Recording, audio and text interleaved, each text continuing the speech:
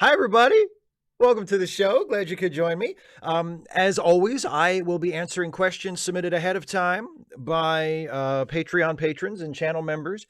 So if you are watching live and you're in the chat and you have something you want to talk to me about, or you were, especially if you were planning on being generous and throwing in a super chat or something of that nature, uh, please, if possible, hold on to it until I get through the patron and member questions, and then I will spend the rest of the show talking to the chat.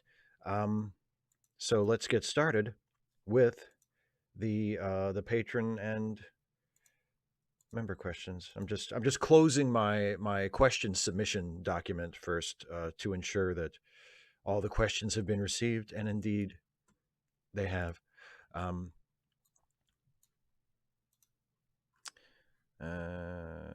Okay. All right. As I was saying, to the patron and member questions. And the first one is from Sean Collins, who says, what is your Star Trek episode of all the series? My guess, it's a DS9 episode, which is my favorite show as well. And I assume you mean, what is my favorite Star Trek episode of all the series? And actually, I was just talking about it with Dana on our Trek Reluctantly stream on Wednesday, because we are getting close to it on our watch along, because we are almost through season 3 in our Deep Space Nine watch along, and my favorite Star Trek episode is right at the beginning of season 4. It's the second episode of season 4. It's right after Way of the Warrior, but in our watch along, because Way of the Warrior is a double episode, we're going to split it in half and watch half in one show and half in another. So for us, it'll be the third episode that we watch from season 4, but it's The Visitor from season 4 of Deep Space Nine. And yeah, that is my favorite episode of any Star Trek show ever, period, end of story. And it's not even close. Like, there are tons of Star Trek episodes that I love and that I would watch at any moment and that I think are terrific for a whole list of reasons, but The Visitor is far and away my favorite. It's just a beautiful, beautiful show. And yeah, The Visitor from Deep Space Nine is my favorite Star Trek episode for sure. Radar, hi again. Please tell Jason and Dana and that other guy that does the Ensign's log that they do a good job. Wish I could remember that third name, Steve. It'll come to me. Anyway, in the meantime, a question. I am a prison abolitionist, yet I am sympathetic to the need to material justice for those that violate things like the peaceful transition of power. Do you have any advice on how to balance the ideal of the current prison system as torturous with that being the only methodology we are currently able to employ? I don't want to advocate for what I see as torture, yet I can't give a material reply to lock him up or the joy people take in seeing the perpetrators of the 6th get sentenced.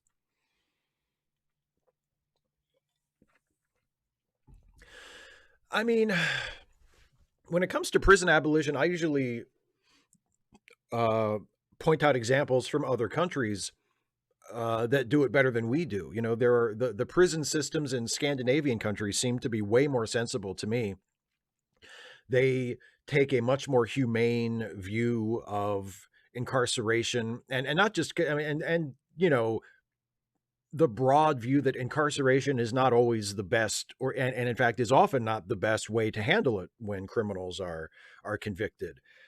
That the whole point should be to rehabilitate as many people as possible and to reintegrate people back into society so that they don't commit any more crimes and don't cause any more trouble or harm any more people. And like I said, it's Scandinavian countries seem to be a lot better at that than we are.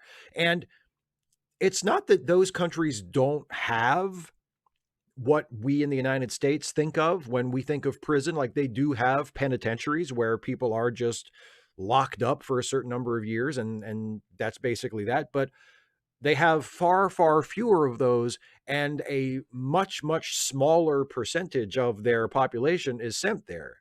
Those are sort of places of last resort for people who it has been determined cannot be helped by the other forms of criminal justice. They aren't going to respond to restorative justice or attempts to rehabilitate them, either because of the nature of their crimes or something in their personalities.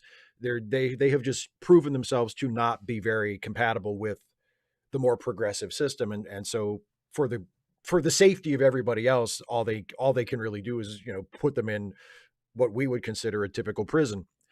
But it's a much smaller number of people. So I would say, you know, look at that as an example, as a prison abolitionist, and say, if you want to, because honestly, I mean, I am not a prison abolitionist to the point that I feel like we could completely do without them. Like, I do feel like any society, especially one the size of ours, is going to need some form of a prison system.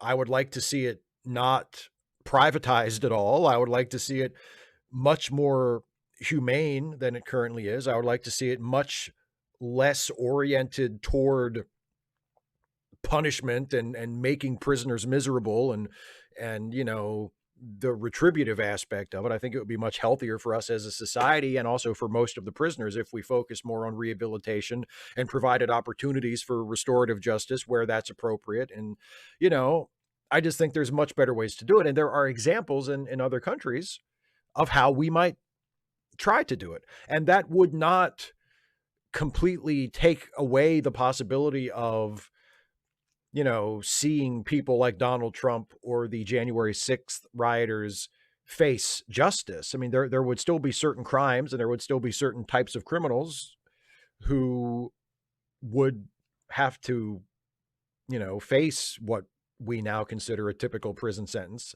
Uh, but it would be far fewer people, and the system as a whole would be a lot more humane and a lot less like torture, as you say. And I think that would be a really, really nice thing.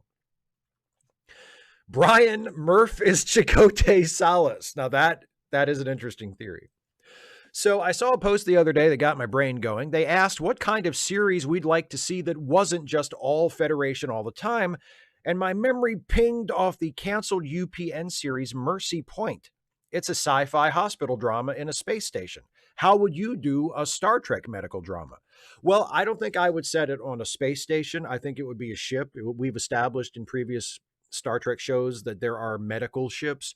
So the Star Trek show would be about a medical ship, and it would be basically like a story of the week show where every week the medical ship was responding to a different problem or crisis or whatever at a different planet, and the crew would be called upon to use its medical expertise to respond to whatever the problem was.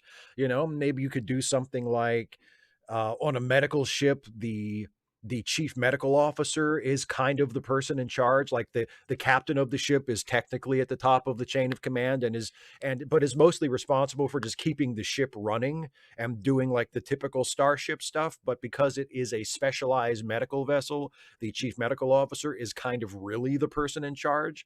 You know, that could be an interesting dynamic to play with that we haven't really seen before in a Star Trek show, or the captain isn't actually the most important person on the ship.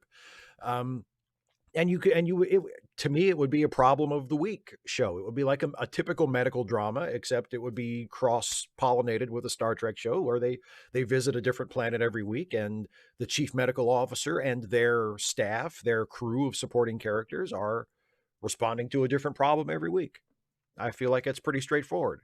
You know, but yeah, that's how I would do it. I would not try to overthink it. I would do a you know, a Star Trek medical ship show.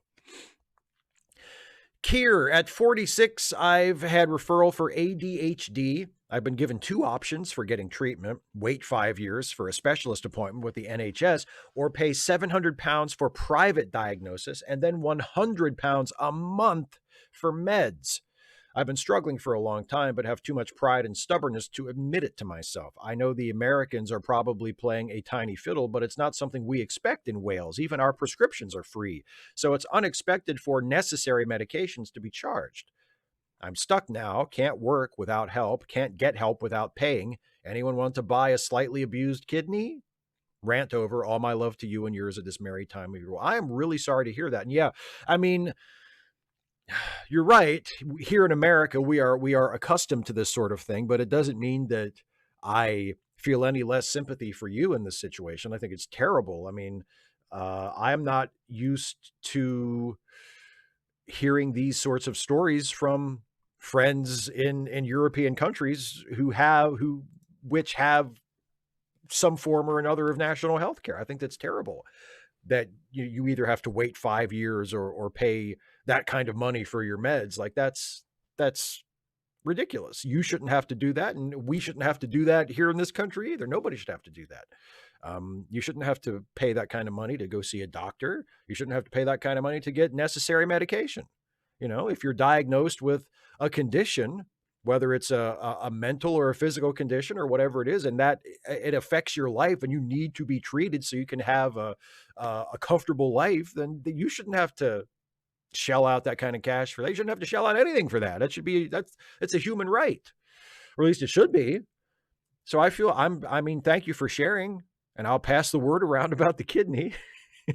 I'm really sorry to hear that. I hope things get better. I hope either you figure out some way to pay for it, or, you know, the waiting list all of a sudden gets shorter, or, you know, you find the right palm to grease. You can put your name at the top of the list, or whatever it needs to happen. I hope you get whatever help that you need, because that's a really, really rotten situation. And I feel for you. So I hope things are okay. Yeah. Oasis. Hi, Steve. As I write this, I'm on my way home from Midwest Fur Fest, a furry convention with over 13,000 attendees strong that just raised over 106,000, I'm assuming, dollars for charity. That charity being the Street Dog Coalition. It is such an honor for me to be able to work for this convention to make so many people happy. Now, my question is this: have you ever been to any conventions? If so, which is your favorite and why? If not, are there any conventions that you would want to go to? I have never been to a convention just as like an attendee. I've been to a couple where I've tabled as part of the independent film company that I used to work with. But as an actual, like, just person to go to the convention, no, I've never gone. I've never wanted to go. Conventions aren't really my kind of thing. Um, it's just not something I'm remotely interested in. So no, there aren't any that I would want to go to, and there's none other than the regional film festival conventions. I think it was a horror convention that I went to with our group, and we were showing one of our films at the film festival there. Um, but no, conventions aren't really my thing. I got invited, I think earlier this year, I got invited I can't remember if it was to take part in a panel at Dragon Con, or or somebody who was putting together panels at Dragon Con, like, invited me to pitch an idea for a panel or a presentation or something. And I said no. I mean, the main reason I said no was because of COVID. And I was like, you seriously expect me to go to a fucking convention when COVID is still a thing? Like, no, thank you. I was more polite about it than that, you know, but I said, you know, COVID is the reason I'm saying no. But I mean, honestly, I don't know if I would have said yes anyway. Like, it's just not, I mean, unless they're paying me, which I don't think they are. I mean, maybe they would cover like travel expenses or something, but they're not going to like pay me to do it. And I'm not really into that. Like, I don't want to do it for its own sake. And if there's nothing that would make it worth my while to do, then I would just as soon not do it, you know, because it's not really my thing. But I'm glad you had a good time at Midwest Fur Fest, and it sounds like you raised a lot of money for an awesome charity. So good for you, and good for everybody who likes going to conventions, you know. But it's like I said, it's not really my thing. Cassie Vulpine, who is the Wario to your Mario, your Bizarro Shives, if you will. I mean, I don't know if I really have one. And if I do, I don't pay enough attention to know who it is. Like, a little devil on my shoulder said, say Lore Reloaded, Lore Reloaded. But I mean, me and Lore Reloaded get along most of the time. Like, I don't have anything against him. I don't think he's a bad dude or that we're like enemies or anything. And I think we agree on more stuff about Star Trek than you might think. I don't think we see completely eye to eye on a lot of stuff, but you know, I don't think he's a bad dude, or think of him as my opposite number or my nemesis or something. I don't think I really have anybody. I mean, I'm a grown up. Like, I'm a grown up. I make YouTube videos. I don't have a nemesis. I don't have a bizarro, you know, figure who's like, and like I said, if I do, I don't really care. It's not really my thing, you know. I don't. I do my videos and I pay attention to the people I want to pay attention to, and whatever anybody else does is not really much of a concern of mine at this point. But it's a good question. I wish I had a better answer for you. Stephen G. Clenard. Hey, Steve. Star Trek Picard Season 3 is a coming, and I'm so excited, I just can't hide it. I'm about to lose control, and I think I like it. However, while I will be the first to cheer enthusiastically when we see Ensign Gates back at the helm of the good old Enterprise D, I have a confession. I kind of don't give a shit about seeing Geordi LaForge again. Or Dr. Crusher, for that matter. And we already got a nice little visit with Riker and Troy, and that's plenty already. My feeling is that these characters had their day in the sun, but after 7 seasons, it was well past time to move on to new characters and new stories, new life and new civilizations and all that crap. Am I a bad person for wanting the franchise to go boldly where no series has gone before instead of lazily puttering down memory lane? Besides, if I really wanted a Star Trek series to desperately try to relive the glory days of TNG, I'd watch Voyager. High five. If that makes you a bad person, then I'm a bad person too, because you are describing my exact feelings. I would much, much, much to infinity rather see a Star Trek show with all new characters than to see the TNG characters again. And that's not to say I don't love them, because I love TNG, I love Captain Picard, I love Commander Riker, I love Dr. Crusher, I love Geordi, I love Data, I really love Worf. I love them all. It's one of my favorite shows ever, and I adore it. But as you say, they had 7 seasons. They had 4 movies. I feel like I've gotten enough of them. Like, I feel like if I want to see Captain Picard or Commander Riker again, I have so many episodes and so many movies I could watch. I would much rather see something completely original. Now, having said that, I need to add the caveat that this is a general rule. There are exceptions. Strange New Worlds is certainly not all new all the time, right? There's a lot of legacy characters in it. It's a prequel to classic Star Trek. But it is focusing primarily, at least according to its first season, it's focusing primarily on telling interesting, exciting, fun sci-fi stories in the classic Star Trek sort of mold, and it's not dwelling on the fan service and the, hey, look who it is, remember this, remember this. You know, there is some of that there, and there are a lot of legacy characters, but it's not resting on that.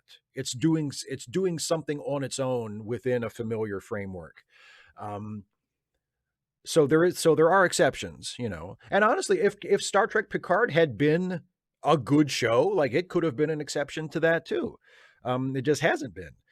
So yeah, I mean, if it makes you a bad person, it makes me a bad person too, because that's exactly how I feel. I would much rather see an original show than to see them trot out legacy characters again and again and again and again and again. Matt L. So, Steve, do you ever read Star Trek comics? I'm not much of a comics person. My love of DC and Marvel is mostly with the animated or movie realms, but I'm considering getting into Star Trek comics. The latest series is with Cisco for issue 1. He's on the cover, so not a big spoiler. And if it's good, I may subscribe monthly. Do you have a favorite Star Trek comic? If you don't read Star Trek comics, then what's your favorite DC storyline that you'd suggest to a comic neophyte? Yeah, I've read a lot of Star Trek comics. I've not read all of the old, like the 1980s DC run, but I've read a good bit of it, and I have a soft spot for the 1980s and into the 90s DC run of they did series with both classic Trek and TNG, and the classic Trek one was mostly set in the movie era. I like a lot of that stuff, and I have some nostalgic feelings about it. And I did a video about one of the stretches of that classic 1980s DC Comics Star Trek series a little while back. And I've read, again, not all, but a lot of the newer stuff that IDW has been publishing for about what, the last 10 years or so, something like that, since IDW has had the license. Their ongoing monthly set in the Kelvin timeline, I thought was mostly really good. They've done some crossovers that have been fun. There was they actually did a DC Comics crossover. They did a Star Trek Green Lantern crossover, a couple of them. That is not exactly what I would call good in the traditional sense, but is a lot of fun, you know. Is goofy and silly and just kind of outrageous and out there, and you just kind of go along with it and go, yeah, all right, I'll give it to you. It's fun, you know. Um, I read the first issue of the new one, the one you mentioned that with Cisco as the lead. It wasn't my thing. It kind of going back to the previous question about, would I rather see original stuff or would I rather see legacy characters? Like the new series that is just titled Star Trek that features Cisco in the lead and also features, like, it seems like a random assembly of legacy characters from other shows. It's really not my thing. It feels like the writers are like, it feels like somebody was taking notes while the writers were playing with their action figures, and that's the story, as opposed to them actually sitting down and trying to write a serious story. It's just not my thing. So I'm probably not going to read any more of that. But most of the IDW stuff up until that point, I thought has been excellent. So, um, there are, and IDW has done reprints of a lot of the DC stuff as well. There are some volumes of like the classic DC Star Trek stuff from the 80s that IDW has reprinted in trade paperbacks that I would recommend checking out if you're just looking for a way in. One of those might be a good entry point. Sukariva. Thank you, by the way, for the phonetic pronunciation. Should domestic violence perps have to go through chemical castration just like sex offenders do? Since cis women who don't produce much testosterone and trans people who often take hormone blockers don't commit violent or sex crimes at anywhere near the same rate men do, I can live with taking testosterone away from violent cis men, especially since my family has had 4 generations of domestic violence. But when I discuss this with many other leftists, I get a lot of pushback. Apparently, violence is just a social construct when we know that biological factors such as hormones, CTE, lead contamination, etc., contribute to violent behavior, especially when there is a breakdown of gray matter of the brain. Also, for this, I get a lot of "this is mind control" responses. And still others say chemical castration isn't as effective as people think, since sex offenders often say it's working just to stay out of prison. I would like to expand chemical castration. What do you think? I mean, I am not qualified to say whether or not it should be expanded. I will say I am comfortable with it being an option. I assume there are certain cases where it is the best way to go. I mean, it isn't perfect. You point out a problem with it in your question there that I mean, what if someone says that it's more effective than it is, because if it turns out to not be effective for them, then the only alternative is to go to prison, and they don't want to go to prison, so they exaggerate how effective it is, I suppose that kind of thing can happen and occasionally does happen. So it's not a perfect solution, but I have no problem with it being an option. Like, I don't know if I would want it to be the go-to option for everyone who is committed of committing such crimes, convicted of committing such crimes. But I have no problem with it being an option in certain cases. No, I'm not bothered by it. Duan, given the events of Picard Season 2, which was still a missed opportunity with Guinan, I want to ask about Q. Do you really believe he's dead, or could that be a Q from another universe? Because the only time I remember a Q dying was on Voyager after he was made mortal. He took a lethal dose of some poison. I really wonder is Q dead or just pulling some prank? Was this a Q from a mirror universe?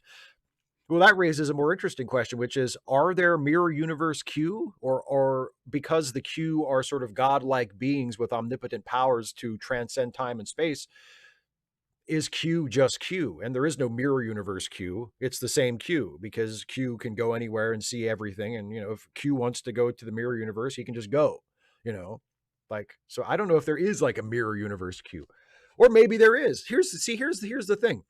If someone comes up with a good story, or a story. It doesn't even have to be good, but if it's in like a Star Trek show or a movie and that's the story, and the story is that there's a mirror universe Q, then that's what it is, because it's all made up and it is whatever the writers say it is.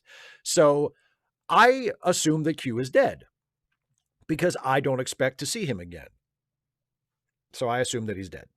Now, if some enterprising, no pun intended, writer in the future comes up with an idea to bring Q back, and John Delancey is up for it and wants to play the role again, or they decide to recast him and it's still the same Q that we've seen before, but just played by a different actor, and they say, oh, he's not dead, it was this other thing, well, then that's how it is. Then he's not dead and it was this other thing. It's whatever they say.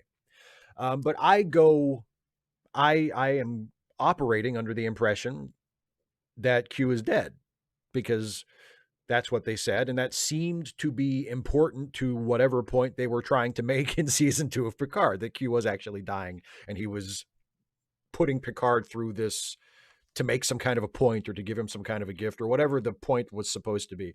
Q actually dying was central to that, was crucial to that. And the fact that Q have never died before, that's whatever. Well, now they can. Now they are. Q died for some reason. Not important. It happened. That's kind of where I'm at with it. So yeah, but the truth is, it's whatever. If a writer in the future comes up with a different idea, then that's what it'll be, because that's the nature of the beast. Agent Meister, you're not sending me to the cooler. You know how to get on my good side. You know how to get on my good side. Quote movies that I think are terrible. Peldor Joy, Steve, I recently rewatched and for the most part enjoyed 1997's Batman and Robin. No, you don't say. Now, before you reach for your baseball bat, hear me out. I'll be the first to admit this movie is a mess. The acting is awful. The script is terrible. The stunt work is atrocious. The score is ear-shattering. The visuals are a neon-drenched, retina-violating melange. And Bane is just burned. But I still like it, mainly because when I compare it to the dumpster fire that was the Snyder-led DCEU, Batman and Robin is a movie that has some heart, some tenderness about it. My favorite part of it is the subplot centering around Alfred's illness. I also have a soft spot for R. Kelly's song Gotham City, even though he himself is a piece of shit. Agree, disagree. Is there anything about this movie that can be salvaged? And apropos of nothing, did you know that one of the kids from Uncle Buck played Val Kilmer's wife in Top Gun Maverick? I don't think I did know that. Now that you mention it, I seem to remember thinking that his wife, that Val Kilmer's wife in Maverick looked familiar, but I can't, just sitting here thinking about it, I can't summon an image of her face. I can't think of her, so I don't know. But interesting. Last year I rewatched both Batman Forever and Batman and Robin, and I actually thought Batman Forever was worse. That doesn't mean I thought Batman and Robin was good by any stretch of the imagination, but it was watchable to an extent that Batman Forever wasn't. I watched Batman Forever and I've never liked it, but I always kind of thought that it was at least better than Batman and Robin. And I watched them both last year and they flip-flopped for me. I watched Batman Forever and I thought there's just nothing here. Like there's nothing about this that is fun or funny or entertaining or anything. It's just there. It's just a thing that's there. There's no story. There's no depth. It's not funny. It's not entertaining. It's just a thing that exists. And Batman and Robin is mostly that too, but at least there are moments, there are at least things about it that if nothing else you can make fun of and be entertained by, like Arnold Schwarzenegger's Mr. Freeze. Like that's not good, but it's entertaining, the bullshit with like the Bat credit card and the ice skates out of their boots and their, the sky surfing out of the exploding rocket ship. Like none of that is good. None of that hits what I think they're aiming at. Like I think they're aiming at like an Adam West kind of Batman comedy, and they're just nowhere close. Like it's not even close to that. The Adam West Batman was actually funny and its jokes landed, and none of the jokes of Batman and Robin actually land the way they're supposed to. It just feels like they're flailing around doing wacky stuff, you know, without any sense of cohesion or coherence, you know. Um, but it's at least somewhat watchable and entertaining if you're in the right headspace for it. And it has enough about it that is weird enough and outrageous enough that you can kind of make fun of it and have fun with it in that way. So I kind of see where you're coming from. And I will tell you, and I agree with you, I would rather watch Batman and Robin 3 or 4 times in a row than watch, you know, a Zack Snyder DC movie once. And well, except for Watchmen. I'll give him Watchmen, but Watchmen's not a part of the DCEU. Like, I mean, my God, I would watch Batman Forever for 8 straight hours. Or Batman and Robin, excuse me. Well, fuck it. Batman Forever, too. Fuck it. I would watch either one of the Joel Schumacher Batman movies for 8 straight hours before I would sit through Zack Snyder's Justice League for another 4 hours. Like, there's no comparison. So I'm with you there. But is Batman and Robin like actually redeemable as a film? No, not really. I think it's rotten, but it's at least rotten in a more watchable way than Batman Forever. And it's rotten in a way more watchable way than Zack Snyder's DCEU stuff for sure. Dana, who is incredibly relieved, yet also frustrated that it was even a thing at all. Happy Friday, Steve. I'm sending my ask in early this week because I think you might have difficulty coming up with an answer off the top of your head. So earlier this week, Georgia had the runoff election for Reverend Raphael Warnock's seat in the U.S. Senate. He won, thanks perhaps in part to the efforts of Contini's Twitter campaign to save Senator Bay. While overall there is a lack of consensus as to whether Bay is short for baby or is an acronym or anagram, as Murderbot puts it, for before anyone else, Condi's parameters for the Bay tier is those who are exceptionally attractive and are doing persistent, ongoing work in service of democracy. Both of my senators are Bay tier, as is the incoming House Democratic leader, Hakeem Jeffries, and a few others. That, of course, made me wonder who, using that definition, would be your Bay tier. Thoughts? I have mixed feelings about this. I think it's nice that it gets people interested in politics and engaged with their senators or their representatives. Like, I think it's if it leads to turning out the vote and getting people actually invested and interested and taking part in the political system, I think it's great. But I don't like, there's something about like when I hear someone, and as you know, Dane, like I love Senator Warnock. I'm a huge admirer of his. I'm so happy that he got reelected.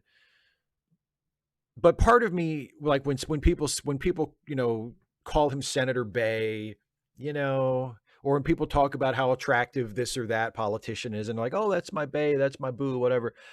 Part of me is like, all right, come on, like they're your senator, they're your member of Congress. You know, they're not a movie star. They're not your boyfriend or your girlfriend. They're a public servant that we have selected to do a very important job. And, you know, like I don't want there to be a bayification of them, you know? Like I'm a grown up. I don't need my senator or my congressperson or whatever to be bay, okay? I need them to be honest and to be good at their job and to be reliable and to defend democracy, and you know, and to not like work for the you know, to work for the betterment of society and not the worsening of it, you know. So there's a part of me that kind of loses patience with that kind of rolls my eyes and go, Jesus Christ, like, do we have to do this? You know, does he, you know? But again, if it gets people out to the polls, if it gets people engaged in the process, then I guess I can't have that big of a problem with it. But I don't really have like, I don't think about it in those terms. I don't think about it like as I have a Bay. I mean, there are politicians that I do think are great. You know, like I think I was thinking about it earlier. Like I love Elizabeth Warren. I love Ed Markey. I find it difficult to be mad at Cory Booker, even when he does things that make me roll my eyes and go, fuck, have you not gotten it through your head yet that bipartisanship is a waste of time? But, you know, but for the most part, I like Cory Booker. I I was and remain a big fan of Barack Obama. I like the squad, you know. Um, I'm very excited about my state's new governor, Wes Moore. I hope he turns out to be as good as he promises to be. Like, there are politicians that I genuinely like and am excited about. And I guess Wes Moore would qualify as a Bay, right? He's a good looking dude. I guess, if like the members of the squad are all attractive people, I guess they would qualify. Um, but I mean, I don't need my politicians to be Bay. I don't need them to be like, or to be cute, or to be cinnamon rolls, or to be whatever. Like, they're public servants, they're politicians, you know? They're members of they're government officials. I need them to be honest and to do their jobs. Like, so I'm sorry if I'm like if I'm spoiling the question, but I just, like, if other people need to go there in order to get interested and excited, or to get other people interested and excited in politics, then I think that's great. Go for it. But for me, I'm kind of like, no, I don't need that. I'm not here for that, So anyway, William, greetings, Steve. What do you think has led to Star Trek's enduring popularity? And does it vary with every new iteration? Warnock 1, proof of God's existence, and runoff being necessary proves the devil's existence. Yes, that's probably true. What has led to Star Trek's enduring popularity? I think if I had to zero in on something that is true across all the different iterations of the franchise, it would be that it is it's capable of being serious and silly. And often it is both of those at once. Like Star Trek, you can take a Star Trek show and you can tell a very serious story that has a lot of dramatic weight, that has a lot of really serious, heavy character stuff in it, that has some very pointed, very pertinent political commentary, that has something very important to say about our world today, and about problems, and about the way things ought to be, and things that we need to address, and ways that we all need to fix our hearts and fix our society. Like, you can do that, but you can also be just completely outrageously, deliriously goofy. It's a show that can be very serious and have very important things to say, but it will also always be a show where the people dress in pajamas and the aliens are just people with rubber shit glued to their faces. And I think that combination of the serious and the absurd, so that it never gets too full of itself, but it can always come back from the silliness and say something important. I think that is a crucial part of it, that combination. And that is something that has been true in all different versions of Star Trek. So I do think it differs depending on the generation and depending on the show, but that I just described is something that I think is true across the board. David Colby, I've been on a kick of rewatching movies to see if they hold up. Mystery Men sure as fuck did. In fact, Mystery Men got even better over the years. It turns out it was 15 years early to be a parody of a genre of movie that hadn't really come into their own yet, the superhero genre. The gag where Captain Amazing, desperate for relevance, lists off a string of villains he could bring back, and his publicist is like, Deathman is dead. Hilarious, and an on-point critique about the MCU constantly killing cool and interesting villains after one movie. Impressive, considering that this film came out in 1999 and Iron Man dropped in 2008. Then I watched Pirates of the Caribbean, also a delight. We just don't have sword fights anymore in movies, and I miss them. But there was a link between these movies. Jeffrey Rush, absolutely stellar performance both times as the villainous Captain Barbossa and the super villainous Casanova Frankenstein. Which is your favorite Jeffrey Rush performance? Any movie. I must confess, Jeffrey Rush is one of those actors that has never really left a big impression with me. Like, you asked, when I first saw the question, I actually had to look up some stuff. I was like, what movies has Jeffrey Rush even been in that I can remember? And he's been in a ton of stuff and some good stuff, but it's like, I think he did a movie with Heath Ledger in like 2000, in the early 2000s, called Candy, that was like a drug movie, like a heroin movie. I think he was really good in that. But really, I mean, that's, I think yeah, Mystery Men. He was good in Mystery Men, but like God, I can't even. Maybe I need to watch Mystery Men again. It's been a long time since I've even watched it. And to be honest, until you submitted your question, I forgot that Jeffrey Rush was even in the fucking thing. Nothing against Jeffrey Rush. He seems like a good dude and he's a fantastic actor. I'm not trying to shit on Jeffrey Rush like at all, but he's just never been one of those actors that like stuck in my brain. So like it's a struggle to be like, what is my favorite I don't know if I have a favorite Jeffrey Rush performance. I'll tell you what, it's not The King's Speech, because that movie was garbage. So something other than The King's Speech. Kevin C. Jones. Hey, Steve, I know how much you dislike Picard season 2, and I'm right there with you, but what do you think of the bit about Picard's ancestor overcoming anxiety and depression to achieve something great? Did the writers manage to slip in a worthwhile theme, or did it fall flat like everything else in season 2? Well, I think both are true.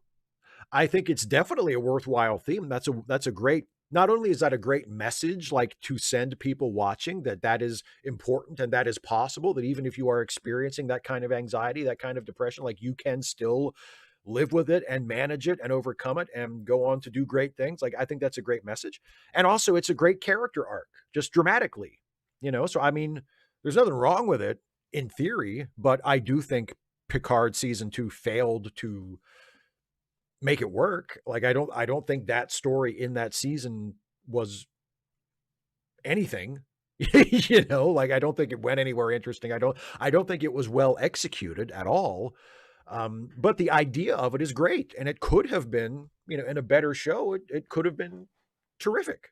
But it wasn't. So the answer to your question is it was both of those things. It was very much both of those things. General Contact Unit Problem Child. Is Trumpism actually a losing election strategy? The U.S. has had 4 elections where Trump was a major player, and arguably he's been rebuked in all of them, only winning one 2016 because of the bullshit Electoral College. 2018, blue wave. 2020, Dems took all 3 branches of government. 2022, Dems lost 1 branch of government, but still did surprisingly well. And most of the candidates who tried to emulate Trump and court his endorsement lost unless they were in hyper-safe GOP seats. To be clear, I'm not saying running on fascist hate is a losing electoral strategy. DeSantis's overwhelming victory shows that. I'm saying I think the particularly dumb and blatant way Trump does it might be. After 2016, this narrative developed that right-wing victories could be ensured by just being incoherently hateful, and I think that's not been borne out by everything since then. P.S. Not done a dog pick in a while, so here's Rusty on the first night he spent with us, and here's the puppy pick. Oh, look at the doggy. Oh, my God. That is sweet. And the little red blanket. Oh, thank you for sharing the puppy pic. That is great. I think I agree with you. I think Trumpism specifically may be past its expiration date. Let's put it that way. I mean, keep in mind, yeah, Trump lost the popular vote in both of his presidential elections. And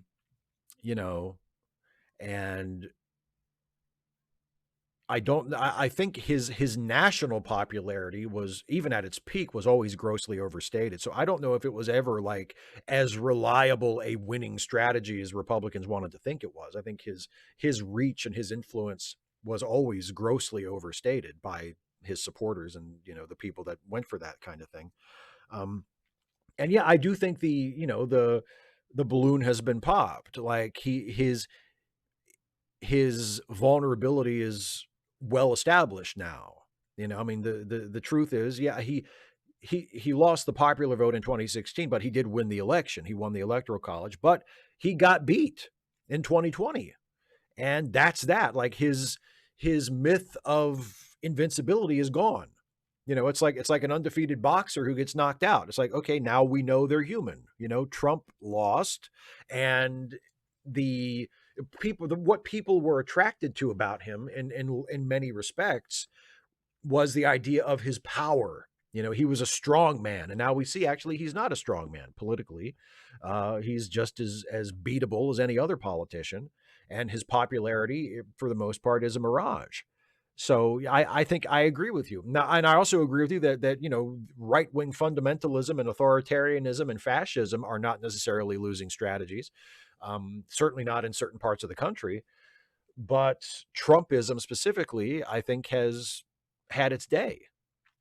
And I hope we're right about that. Some random geek who's hoping he's not asking someone else's question. What do you think of someone living in a big house? This was a question asked to me, and I find it an interesting one. I am, after all, an anarchist of many adjectives: anarcho-syndicalist, communist, feminist for LGBTQIA plus liberation, BIPOC liberation, decolonizing, and land back. So my views are different than most liberals and most Americans. Like, I have issues with the Picard family owning a huge estate with large acres of land with a vineyard in TNG.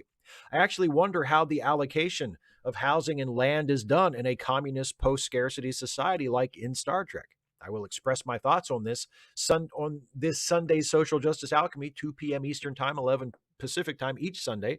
Patron show this Sunday too. Obviously, I have an issue with someone that not only has an elevator in their mansion, but an elevator in their garage for their cars in their mansion. Mitt Romney and Joe Manchin, hey, have both in their mansions, if I remember correctly. So, Steve, your thoughts on folks living in big houses? Mansion. That's got to be what he calls it, right? I mean, if he doesn't call it that, he's really missing out. I mean, I naturally sort of look askance at anybody who has an ostentatiously big house, just because I think it probably means you're kind of an asshole. You know, if you're not just rich, but you're that ostentatiously rich that you have to have like a humongous house or multiple humongous houses, like I feel like, all right, you're probably kind of an asshole, because like nobody needs a house. Nobody needs that big of a house. Nobody needs that much. I mean, like, why is your house that big, motherfucker?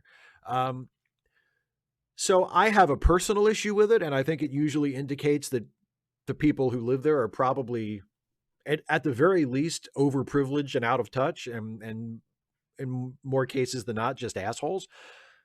But I don't know if I have like a philosophical or a moral objection to it. I mean, as long as that person owning that house is not keeping other people from having houses of their own, I don't really see what the problem is with it. I mean, I think like wealth hoarding in general is bad, and I think income inequality and net worth inequality is one of the most serious problems that faces us as a society. And I and I suppose people having gigantic homes or multiple gigantic homes is a symptom of that. But it's that I really have the problem with, the gross hoarding of wealth, not the fact that the guy has a humongous house. Like if we taxed super rich people how we ought to tax them, and we instituted policies where people who earned over a certain amount or had a certain amount of net worth over a certain level were taxed at the absolutely confiscatory rate that they should be,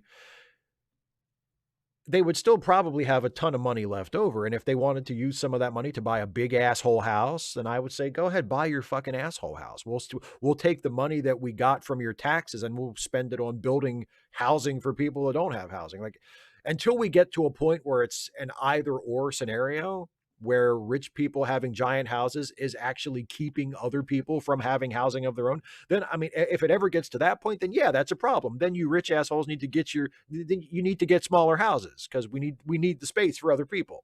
But I don't think we're anywhere close to that point. And I really don't think that's actually part of the problem. I think it's a symptom of the larger problem. But when I see rich people with giant houses, I roll my eyes and I think they're probably an asshole. You don't need a house that big. I'd be embarrassed to have a house that big. But I don't know if it in and of itself is necessarily like a problem that needs to be solved. Black Cover 95. I noticed your Stuffy Thanksgiving riff videos for 2021 and 2022 are not included in your Steven Stuffy's Complete Turkey Day Rifforama playlist. Is that by design? I think they would belong there, despite the newer videos being under the Stuffy and Friends title. Well, yeah, I actually thought about putting them in there, but I decided not to, because When my wife and I split up and we agreed that if I continued the Stuffy videos, it would be under a different title. I kind of made like a break with it and said, okay, the Steve and Stuffy videos, the ones that were produced in that era and in under that title, will be their own thing. And even if I continue to do Stuffy videos after that, it'll be a separate thing under a new title. Um, and the Turkey Day videos are a part of that. So I put the Turkey Day videos in a separate playlist, the newer ones in a separate playlist, just because of that.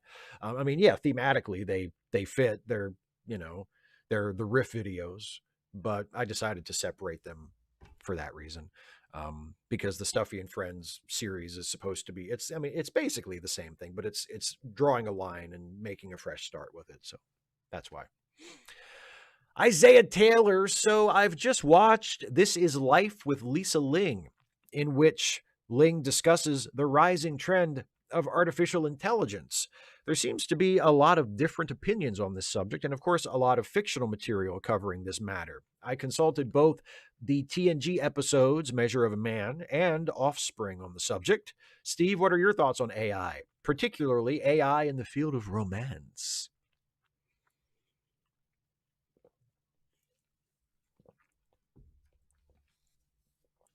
I mean, I suppose it's like anything else. I mean, if a person wants to watch porn and enjoy themselves that way, it's really nobody's business but theirs, provided that the porn they're watching is legal and is not, exploiting or harming other people.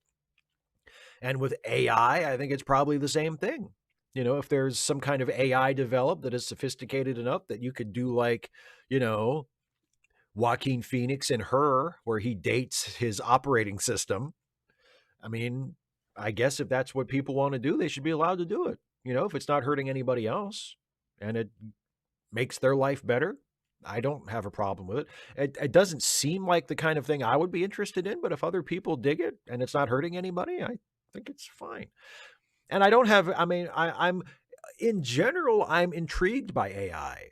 I hope that it doesn't turn out the way it always turns out in sci-fi movies. Like I hope that we don't create something that and then allow it to destroy us. I hope it doesn't become a Skynet thing. But I'm intrigued by it. I have some things I wanted to share with everybody after I get through the patron questions. I've been playing all day with the AI chat bot, the Chat GPT bot. Um, and one of the things that you can do with it is you can prompt it to write things. You can prompt it to write like scenes from movies or scenes from plays or whatever.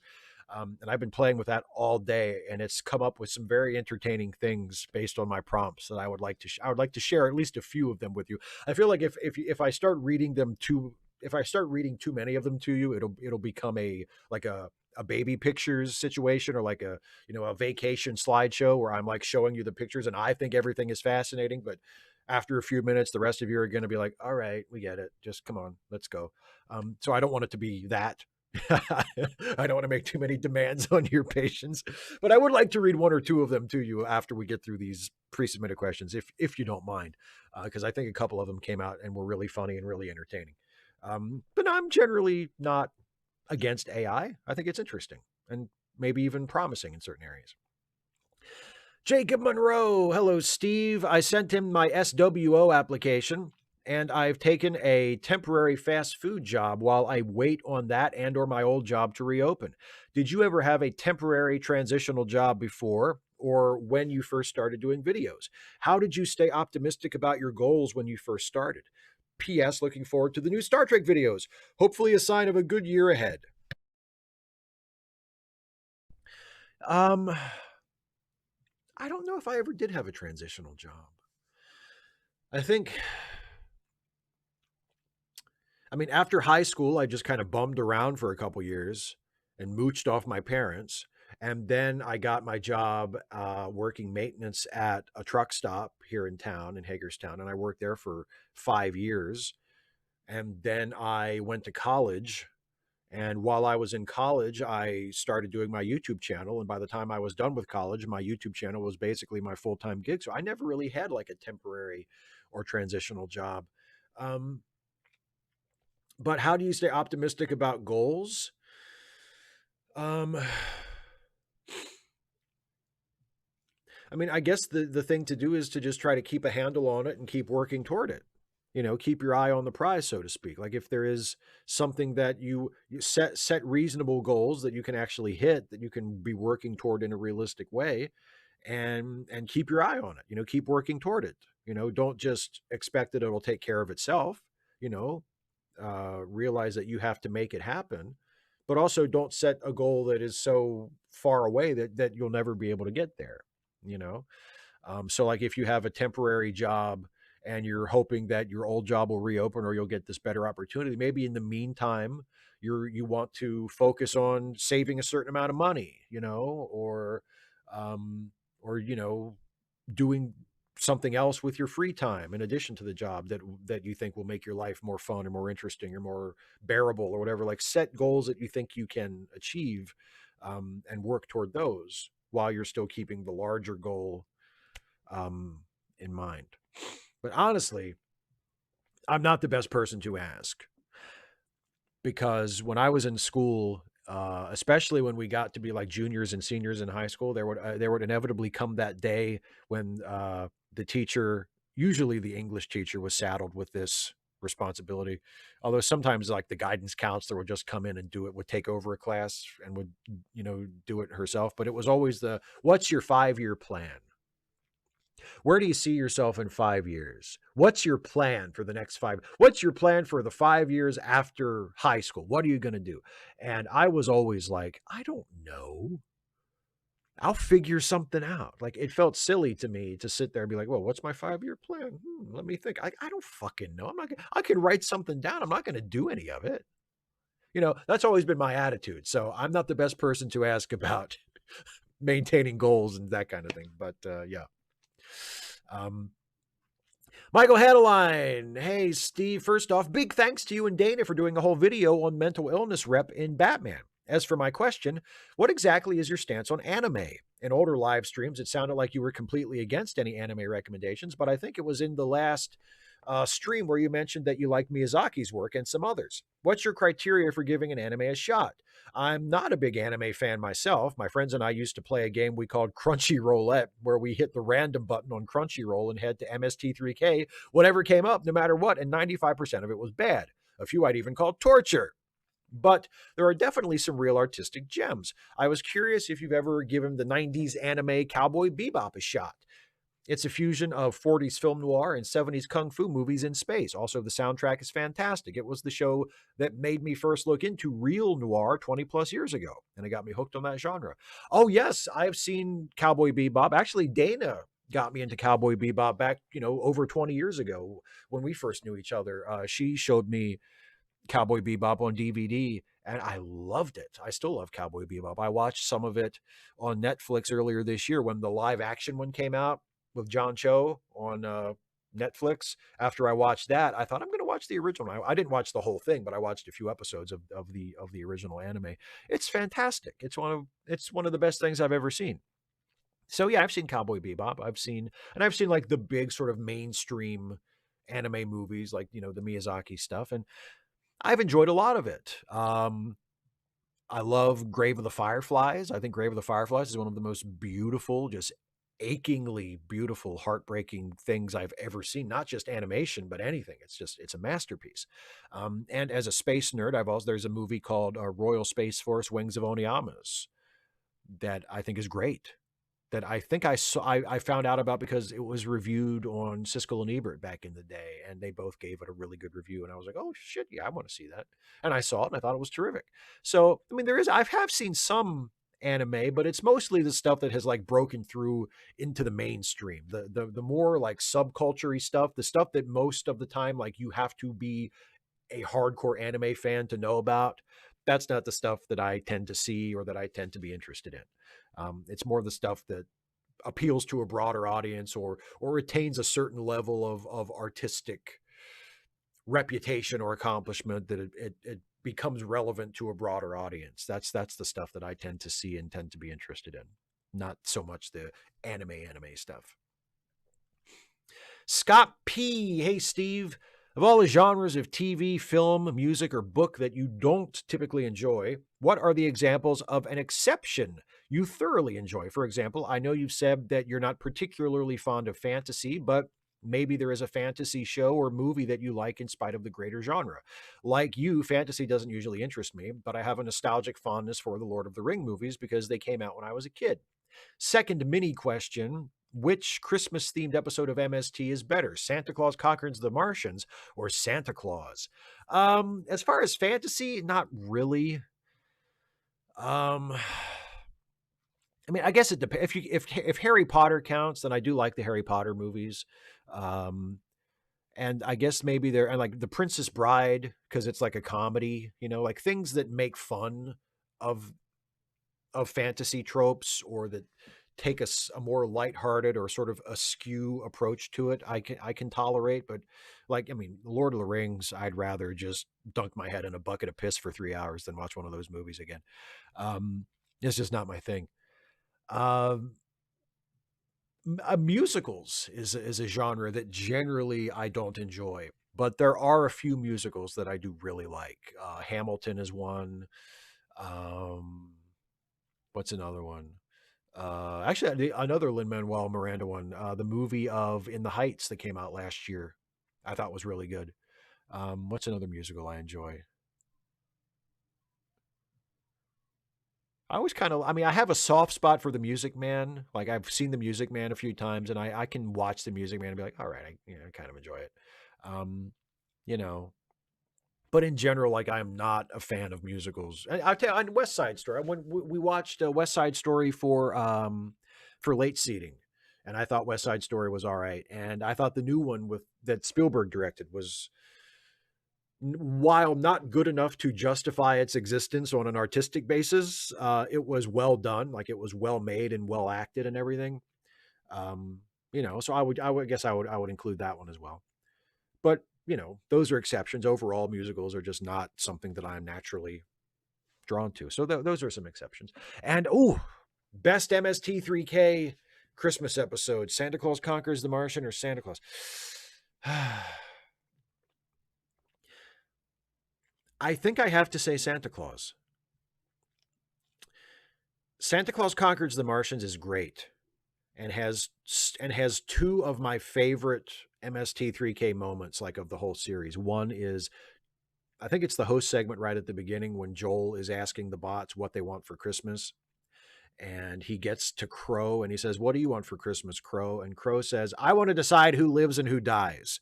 And Joel goes, "Oh, I don't know." I love that. I love that so much. And then that episode, of course, also has the debut of the immortal Christmas classic song, Patrick Swayze Christmas. Can't beat that, you know. Oh, let's have a Patrick Swayze Christmas this year. I mean, come on. Patrick Swayze Christmas. But as a full episode and as far as like the actual movie parts go, I think I have to say Santa Claus. I think Santa Claus is better. But you can't go wrong with either one. They're both absolute classics. Ivan Kofton, shit, it's Friday and I forgot to submit a question again. So how you doing, Steve? All going well? You taking time for yourself, I hope? That's the best I got. Anyway, all the best to you and take care of yourself. P.S. I'll ask a more interesting question next time. Well, thank you for thinking of even submitting a question. That's very nice. And yes, things are going well. I am taking care of myself. I'm taking time for myself. Whenever the weather permits, I try to go for a walk in the park near my house. I have not been, I've been doing things other than working, whenever I can. And yes, I'm doing good and I'm taking care of myself.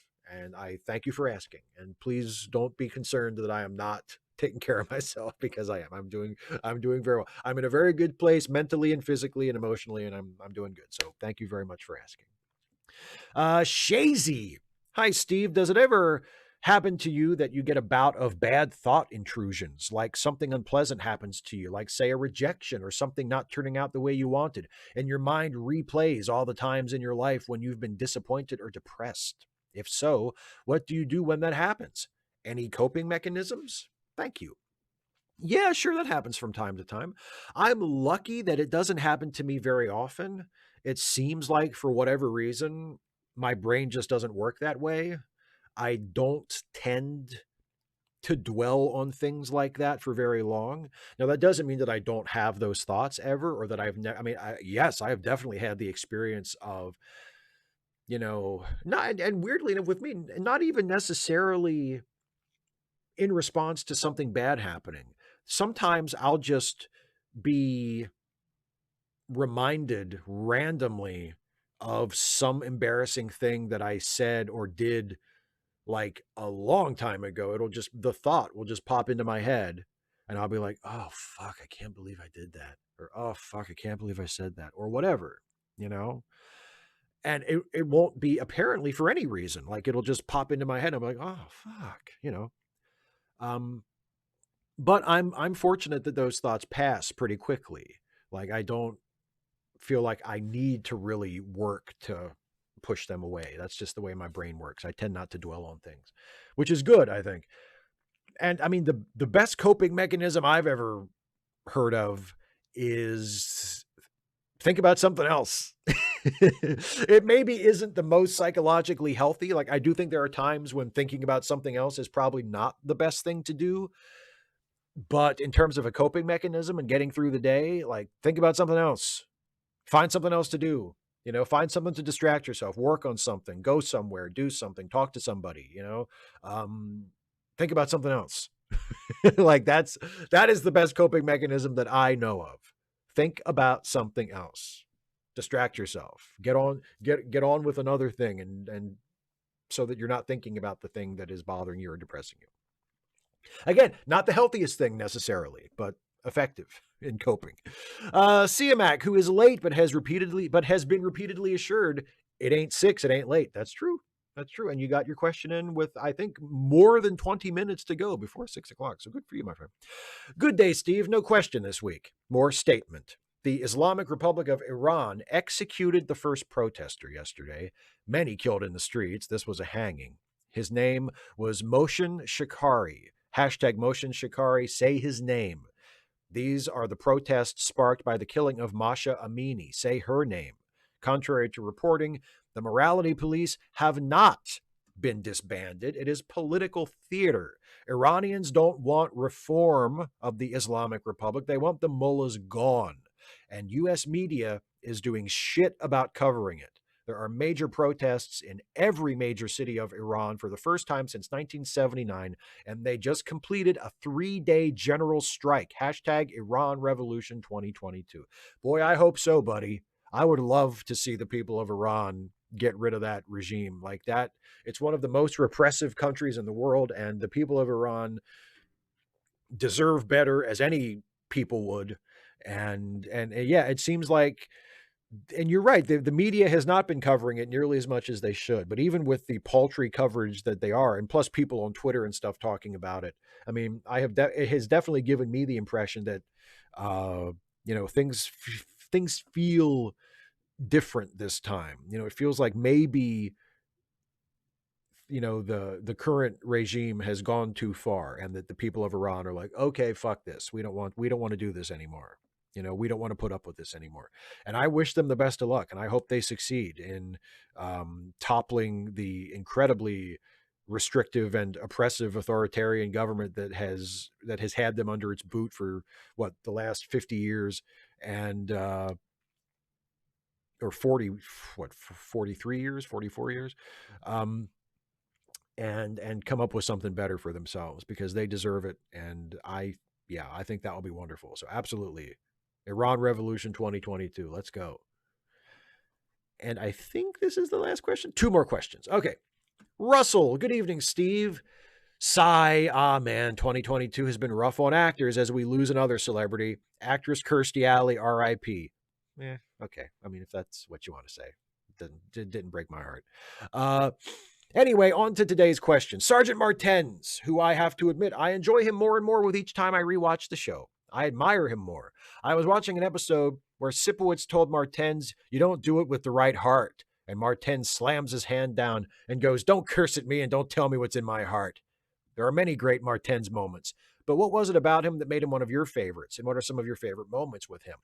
I mean, I can't, it's been a while since I watched the show, so I can't think of any specific Martens moments. But the thing that I like about him the most is that because he was with internal affairs, he was always spoken about and treated by the other cops as a villain, as an irritant, as a threat, as an unwelcome presence, right? Because he was internal affairs. He was in the rat squad. He was a cop who investigates other cops, and that makes him lower than shit on your shoes, right? That's how the other cops, the heroes of the show, like thought of him and talked about him. But the show always depicted him as an absolutely stand-up guy, an honest guy who only wanted to do the right thing and was doing his job, and his job was making sure that his fellow cops did their jobs. He was a good guy.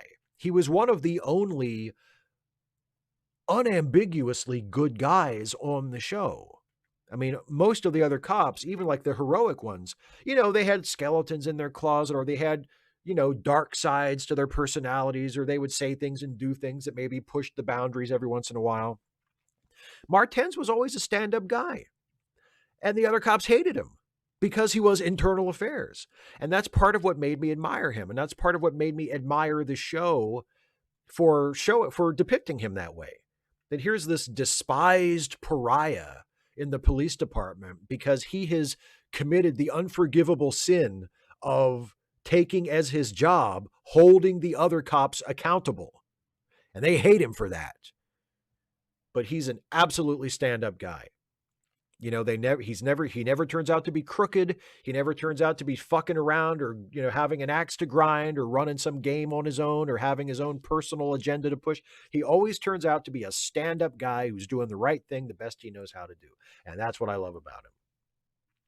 Despite the fact that the other cops hate him. He's one of my favorite characters on the show. And finally, John Thomas Burns. Going with the middle name now, aren't we? Hey, Steve, hydrate. The World Cup is on. Now that Argentina are through to the semis and Brazil is out, maybe Ronaldo will play Messi in the finals after all. Funny thing about FIFA is Jack Wagner lived in the Caribbean and he consolidated the Caribbean votes and became a powerful delegate. Then he ran into trouble with the FBI. Funny thing about that is Canada benefited. If the U.S. had gotten the 2022 World Cup, something I don't think Sepp Blatter wanted to happen, the U.S. would have hosted it alone. Instead, and thanks to Trump, it's a united bid of Canada, U.S., and Mexico. Anyway, Jack Wagner ran into problems when the IRS realized his associate named Chuck didn't pay taxes for 15 years. Not a wise move, Chuck. Thoughts? I'm glad you're enjoying the World Cup, John. And I will hydrate. Thank you very much. You sound really excited, and it sounds like you're having a great time following the World Cup, and I'm very happy for you. That's about all I can say about it. Now, I am going to turn to the live chat here in just a bit, and I promise I will talk to you guys for the rest of the show. But before I turn to the live chat, and I do want to read some of these AI things that I've come up that I've prompted the chat bot to come up with today too. But before I get even to that, as I mentioned in the last Ask Away, and as I teased on Twitter earlier, I have been doing some Stuffy and Friends shorts, like YouTube shorts, like less than a minute long videos. And my plan is to premiere a new Stuffy and Friends short on Ask Away every episode until I run out of them or don't have time to do them anymore. So I have a brand new Stuffy and Friends YouTube short that I want to show you all. And I'm going to show it to you now in full frame.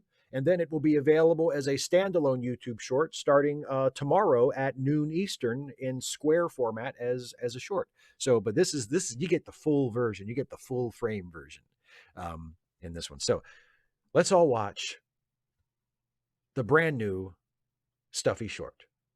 Here we go.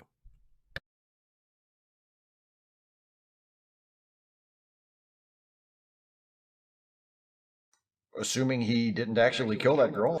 Hang on a second. I fucked up. I didn't have the audio turned on, so I will try again. Hang on a second.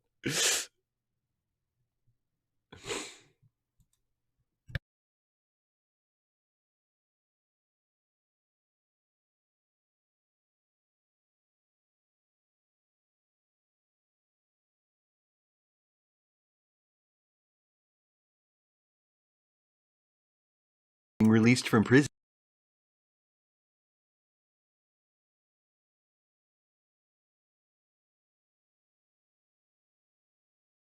All right, this is it for real now. So, we never talked about it. What do you think about Adnan Syed being released from prison? Assuming he didn't actually kill that girl, I think it's great. So your view that it's a good thing is conditional on him being innocent? Well, yeah, obviously. Do you want me to say it's a good thing even if he's guilty? No, but your opinion carries less weight if you express it in a conditional way like that. What if you said, I'm an Orioles fan, assuming they win the World Series next year? Then I wouldn't be an Orioles fan, would I? Maybe not, but you never... Nobody would! Ever!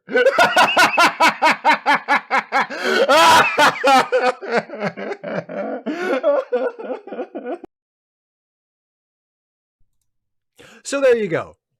I hope it was worth all the fuckery in the front. I'm sorry about being so awkward. I had the system audio muted so you couldn't hear the dialogue at first, so I had to go back and putz around with it and figure it out. But I hope that was worth it once I finally got it to play the right way. Anyway, and now let's see what's going on in the chat. And after we chat for a minute or two, if you all still are interested, I would love to share some of the chat AI stories that it made. Oh,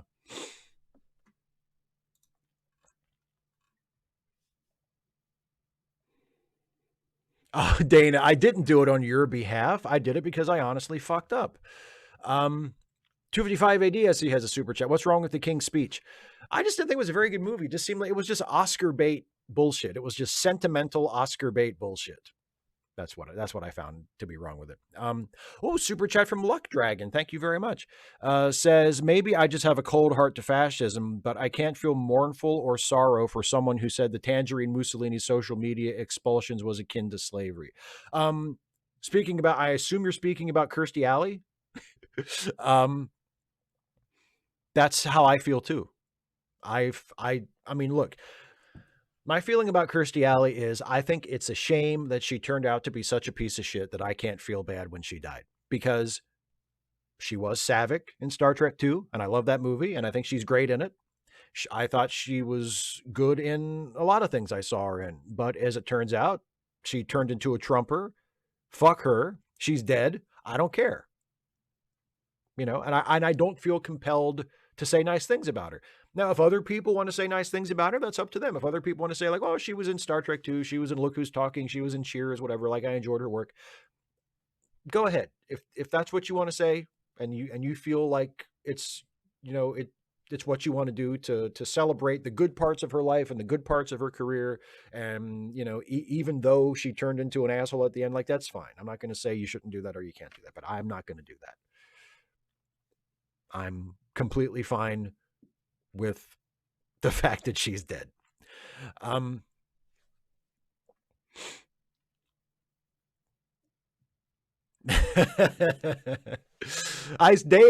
I swear, I did not do it on purpose to make you feel better, but if it did, then I'm glad. 2-5 AD says, it's implied the captain of Starfleet med ships are usually doctors themselves. Would that make the premise more or less interesting? Like, how would that affect the conflict you imagine? Well, see, that's actually kind of what I was thinking. Like, what if the captain of the ship has like a medical background, but their role is the captain, you know, and the chief medical officer is actually directly in charge of all the medical stuff. So, you know, they're actually more important to the mission of the ship. And you could have a conflict there, maybe not constantly. I mean, maybe they would be on the same side most of the time, but every once in a while, there would be situations where they wanted to go in different directions, and then you'd have a conflict. That I think that would work. Or you could also write it so maybe the captain doesn't have a medical background, but the captain is still the captain of the ship, and you could still have that conflict. So, I mean, I think there are different ways to go with it, but I think you could do you know, the captain having a medical background, and still do the show I described. Kemp Chalmers with a member message. Would you rather be stuck in an elevator with Kanye or OJ Simpson? OJ, because I think at least OJ would fucking be quiet. Sinister Intelligence says, I still want physical romance as opposed to AI. Next ask away, can I share my Titanic pics with the crowd? Yeah, sure, that'd be great. That'd be fantastic. If you needed to like send them to me ahead of time or something, so I could show them. But yeah, that'd be great. Oh, Stephen G. Clenard with the super chat. Oscar-bation needs to be the word of the year 2023. I like that a lot. Kirak 2011 with a super chat. Thank you for all the super chats, everybody, by the way. I really appreciate it. Actually, a question about AI. I know data, EMH are fictional, and if they were real, I would have my own opinions about this. But how can humans mess with AI when there is no equality amongst humans? I mean, I think maybe the fact that we still haven't attained equality among humans is why some of us are so eager to create yet another intelligent, aware, sentient servant class. You know what I'm saying? Some random geek, I'll take the stairs. That's a good answer. I'll take the stairs. I don't want to be stuck in an elevator without one of them. John Burns with a super chat. More World Cup news. At the opening ceremonies, the new head of FIFA mentioned, I feel gay, I feel disabled. Captains of teams were warned if they wore a rainbow armband, they'd get a yellow card. Yeah, well, because of the Qatar thing, right? Because Qatar is a horrible anti-gay dictatorship, and they decided to reward it by letting it host one of the premier world sporting events. And they said, oh, just don't advertise the fact that you're gay or that you support gay people and you'll be fine. Good job. Good job, everybody. 255 AD with a super chat says, do you think utopian sci-fi like Trek can actually make you pessimistic because it makes you aware of how far we have to go? Like, it wasn't Star Trek, but I read a utopian sci-fi novel and it made me pessimistic. Yeah, I think that can happen. Sure. I can understand why somebody would watch Star Trek or read like a utopian sci-fi novel or see a utopian piece of sci-fi and get depressed because they're like, oh, fuck, we're like so far from that. We're not even working toward that. I can see how that would be depressing for sure. I don't know if I've ever had that reaction, but I can understand why someone would for sure. Kemp Chalmers, I hear that OJ is actually pleasant to be around unless you're a blonde white woman. Too soon. 255 AD says the Q can easily time travel. How'd you feel about them encountering a version of Q who's not yet had all the experiences from Encounter at Farpoint? Yeah, that would be one way to do it. Like, if that would be a way to bring him back, even if you assume that he really is dead. Because yeah, he's dead, but what's to stop a previous version of him from going into a point in the timeline after he's dead? You know what I'm saying? Like, yeah, there's with a character like that, I mean, he's never really dead because he exists outside of what we call linear time. So even though he's dead, like from Picard's perspective, in Picard's lifetime, like Q from Picard's 20 years ago can come back to Picard's future and be like, hey, it's me, Q, I'm still here. Like, you know, so there, yeah, with a character like that, you can, there's all sorts of ways they could bring it back if they really wanted to. John Burns with a super chat says the Iranian World Cup team refused to sing the anthem. Their anthem, I presume, like out of protest for what's going on in Iran right now. Good for them if that is the case. Kirak 2011 with a super chat. Steve, I've never been one to hate a Republican or Democrat simply because the way someone votes. In fact, I try not to hate, period, for any one reason, and I would never wish death on anyone. That being said, oh, can't wait for the second half of this one. In the meantime, Jacob Monroe of the super chat says, so Regal betrays Mox, gets laid out by MGF, then walks out the door. That is apparently how it's going to go. Yes. I mean, I know as much as you do, but yeah, apparently what's going to happen is that was his exit, or technically his little pre-taped promo from this past Wednesday was his last appearance. But yeah, his exit in terms of being in front of the people was MJF punking him out and him doing the stretcher job. And he's going to be released from his AEW contract at the end of this year and go back to WWE. I think that's That's the idea. Yeah.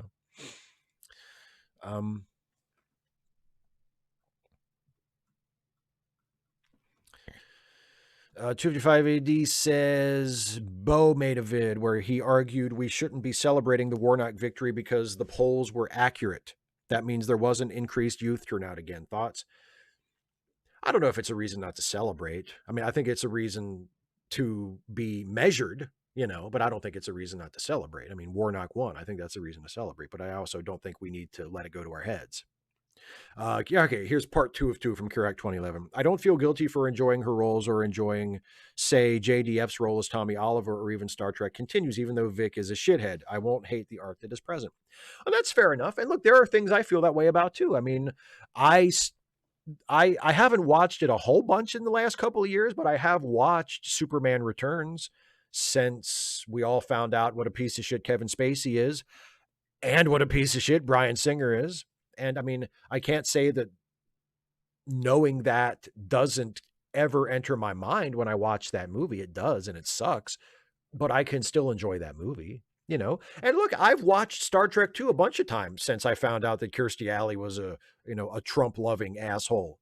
I still love that movie, and I still appreciate her performance as Saavik. So like, I mean, I completely agree with you. I don't feel a need to, commemorate her or mourn her passing.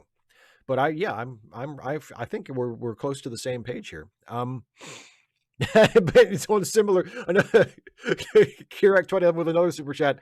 I'm curious what your thoughts are of William Shatner. Here's the thing about Shatner. Shatner is an asshole, and Shatner has always been an asshole.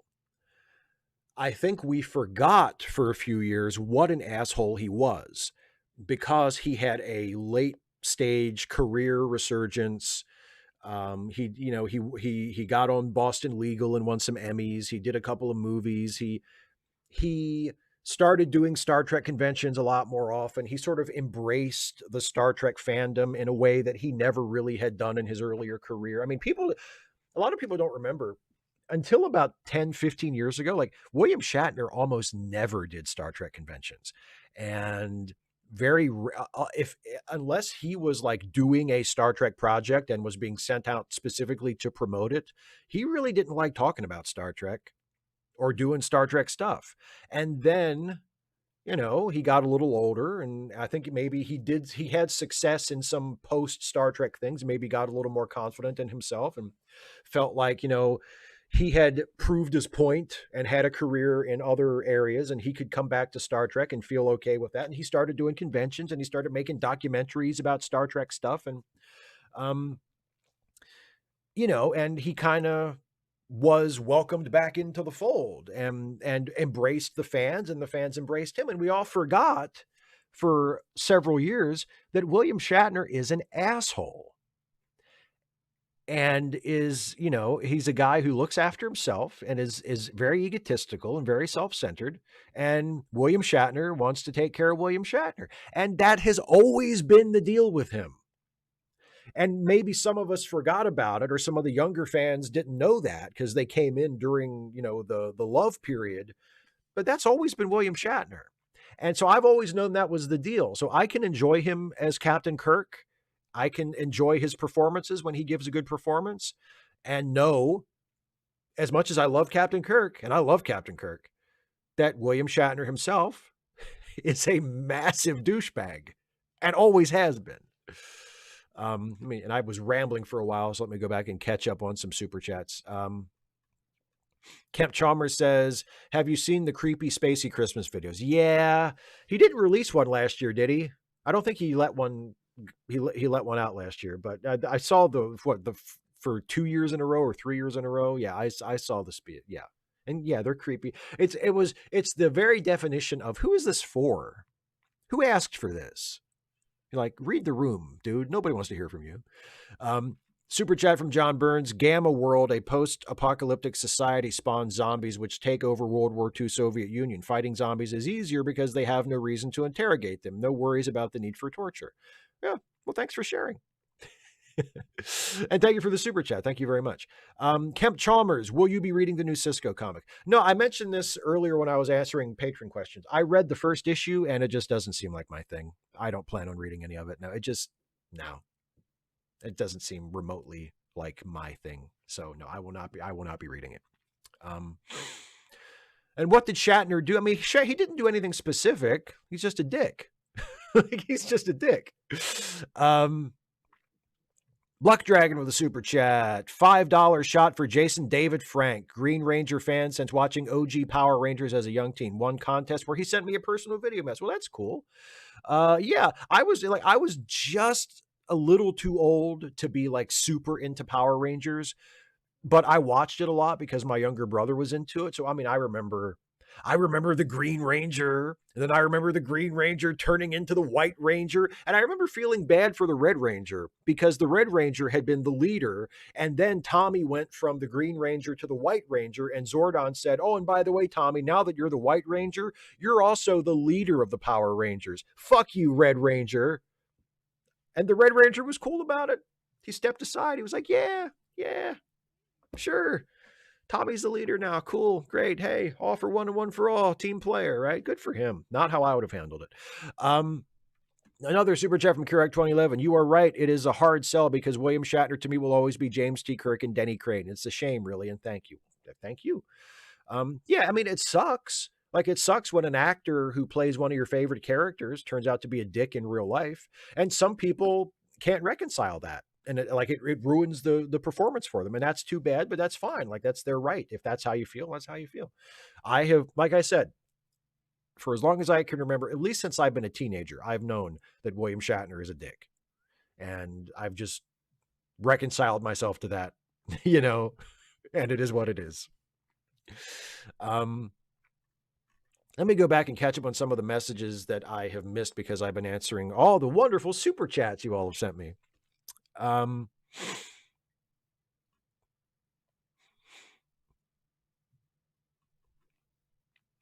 Michael Handeline says, thoughts on people using the holodeck in Trek to replicate non-consenting people and how it compares to the real world problem of AI being used to create triple X of non-consenting people. I mean, yeah, I think it's a problem that Star Trek has never really dealt with. I feel like that's maybe something. Well, they dealt with it a little bit in the Deep Space Nine episode where Quark is hired by the guy to create a hologram of Kira. But I mean, like, that kind of thing happens on starships all the time, apparently. Like, I think I mentioned it in a video, like Barclay, in the first Barclay episode, he's doing recreations of all kinds of people that are like real people on the ship. And when they find out about it, like, I think Geordi says, well, that's unusual. People don't usually do that. But it doesn't seem like there's any kind of law against it. And you would think there would be, right? Like that, I don't know. I don't think people would be cool with that. But I think in the video, one of the arguments I made was like, maybe the reason there's not a rule against it is because most people don't do it. And if people do it, most people don't care. Like, I guess they're just cool with it, But I don't know if people in real life would be cool with it. I feel like you would need some regulation for that.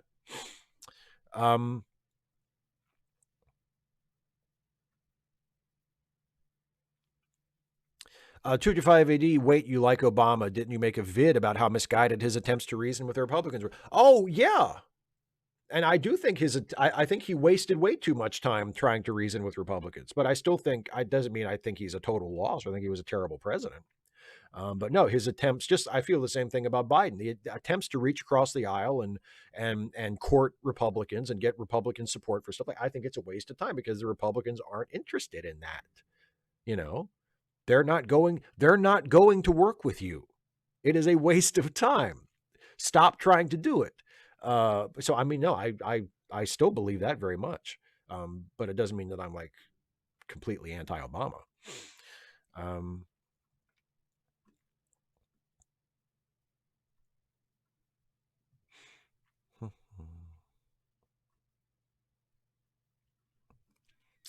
28580 also says, do you think I was right to distinguish Trumpism from regular fascism in the way I did? Like, I think regular fascism is gays are groomers, whereas Trumpism is Jewish space lasers.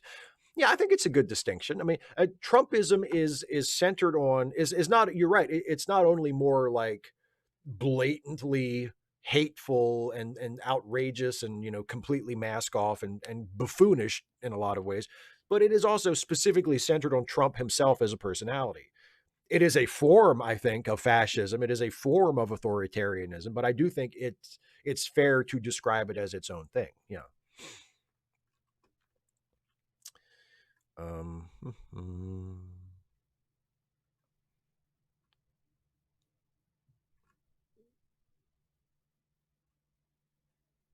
Kane 20C death match time. Red Tornado versus Martian Manhunter.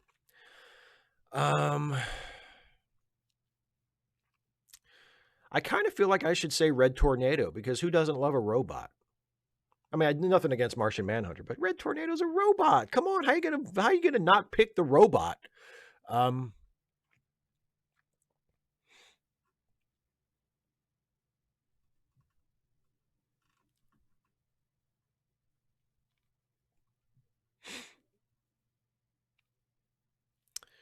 um, well, Kemp, it's not. I mean, fantasizing is one thing, but like creating an actual construct of a person, I don't know. I can see why people would have a problem with that. Um, John Burns with a super chat says, "You see asshole actor Ari Shatner in Spacey." Um, with Spacey, it's more than he's an asshole. Like Spacey has, in all probability, committed actual crimes against people. I don't think Shatner, at least I am not aware of any charge or any accusation against William Shatner that he has ever sexually assaulted someone. Um, Kevin Spacey has been accused of sexual assault by multiple people. So I think with Spacey, it goes beyond he's an asshole. Like when I say Shatner's an asshole, I mean he's just an asshole. He's a self-centered jerk. He's maybe screwed people over in his career. Like I don't know of any accusations against Shatner of doing anything like really seriously fucked up to somebody beyond, just like petty actor bullshit. Like I don't think Shatner has ever been accused of like sexual assault. Spacey has. So Spacey is beyond asshole. Spacey is criminal monster stuff. Um, Super chat from Sukariva Syndrome. I stand by what I said. If we can lock people in a psych ward, we can forcibly medicate sex offenders and domestic violence perps to keep us safe. Well, yeah, I mean, like I said, I'm, I'm not going to argue with you on that. I think it should be an option. Or at the very least, I'm not bothered by the fact that it is an option.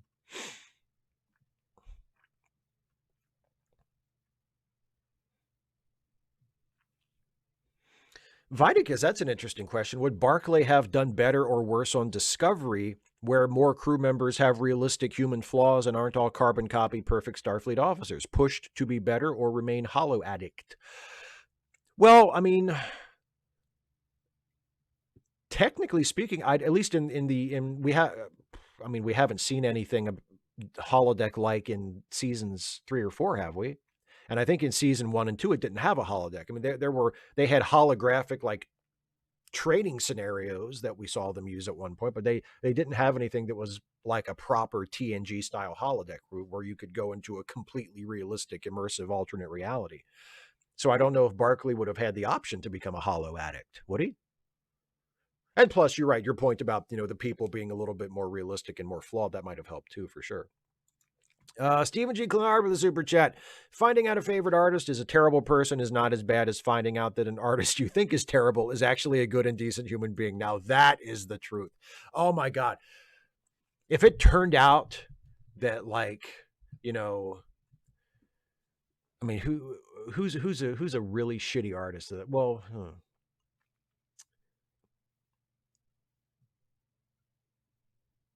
like if it turned out that like Zack Snyder ran an orphanage, and like he gave all of his movie money away to charity and was trying to like end world hunger and make the world a better place. And turned out he was just an absolutely selfless saint of a person. Yeah, that'd be a little disappointing. And in a very petty way. Like I recognize like that's a really petty attitude, but it's like, oh man, he makes such shitty movies. I really wish I could just hate him. Fuck. Yeah. You're right, Steven. I'm with you there. That sucks. Um 255 AD says, John Burns says there were questions about Shatner's wife drowning. I remember that, but I don't know if those were ever taken very seriously. I mean, I know there were people that were kind of like, I wonder what happened there. But I don't think that ever really went anywhere to the point where people were like, oh, no, seriously, he killed her. At least not that I'm aware of. Maybe I'm not fully informed on that, but I feel like that was mostly like rumor and, sort of unfounded, like, not so much actual evidence. Okay, 255 AD says, what's the difference between fantasy and fairy tale in your mind? Like, I think The Princess Bride was intended to parody fairy tale tropes, not high fantasy. Honestly, I don't really know. Like, I'm not going to break a sweat trying to differentiate them, to be honest. I'm not a huge fan of either genre. I guess you're right. I mean, Princess Bride is probably more fairy tale than high fantasy. I think maybe high fantasy is fairy tales if fairy tales got too full of themselves. Like, that's high fantasy. High fantasy is what happens when the people who write fairy tales decide that actually it's high art and great literature. And it gets full of themselves. That's high fantasy. High fantasy is fairy tales with a big head, too self-important, So maybe it's a matter of sort of degree. They're the same kind of thing, but just at different points on the spectrum. Steven G. Clinard, Phil Collins. Hey, I like Phil Collins' music, okay? Does this mean we can't be friends? I'm not ashamed to admit it. When I was a teenager and into my 20s, it was like, we all hate Phil Collins, right? Phil Collins, such shitty music. And you know what? I turned 40 and I was like, God damn it, I don't give a shit anymore. I like In the Air Tonight. I like a bunch of Genesis stuff from the 80s. I think Invisible Touch is a great fucking album, and I don't care who knows it. So there. The Tarzan soundtrack stuff I could do without. But for the most part, I'm actually a Phil Collins fan. So there you go. Kane 20C, when was the last time Saturday Night Live was funny? Has it ever been? I don't think it's ever been consistently funny. No, I think it's had its moments throughout its history. Like, there have always been individual sketches that have been funny, but generally speaking, no, I don't think it's ever been consistently funny, ever. Curec 2011 with a super chat. I will say this, Joss Whedon is a dick, yet I love Buffy and Angel, and William Shatner is full of himself, yet I love Trek and Kirk, Dean Cain. We won't go there, and yet I love Lois and Clark. I love art. Well, I completely agree. I completely agree with all of those. Absolutely. I agree 100%.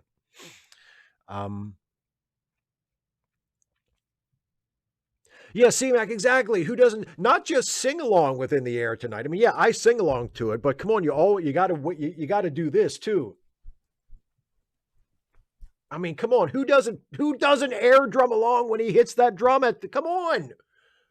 Or when it's in the car, you're listening to it in the car and you fucking drum it out on the steering wheel, don't you? Everybody does. How do you not do that? How do you not sing along and drum along with In the Air Tonight when it builds up and it finally gets to that drum solo and it's how do you not do that? That's fucking awesome. Anyway, Land of Confusion, yes, Sinister Intelligence, thank you. Great fucking song. Which is also on Invisible Touch. That's the album. Fucking great album. 285 AD says, I like to think high fantasy is pre-industrial sci-fi. I guess, yeah. Stephen G. Clenard just found out my favorite YouTuber actually likes Phil Collins. I'm sorry. I gotta be me, okay? I gotta be me. Here's a fun way to look at it. And this is like, because look, I'm not saying that every Phil Collins song is like a masterpiece. A lot of them are like cheesy and kind of cringy. My favorite thing about Phil Collins, especially like a lot of his solo work, so many of Phil Collins's songs are about what a shitty boyfriend he is. And he doesn't think he's a shitty boyfriend. Like, the songs are all from his perspective, and he is obviously on his own side. Like, he's not trying to say, here's a song about what a shitty boyfriend I am. He's singing about, how he feels. But you listen to the song and you're like, this dude is a really shitty boyfriend. Or like, this dude is kind of a creep. He needs to just let it go. Right? I mean, there's a lot of Phil Collins songs that are like that. And I think it's funny. John Burns with a super chat. Tasha Yar was from a harrowing society, certainly not the utopian society Roddenberry was hyping. Worf was adopted by Russian parents. Perfect humans? No.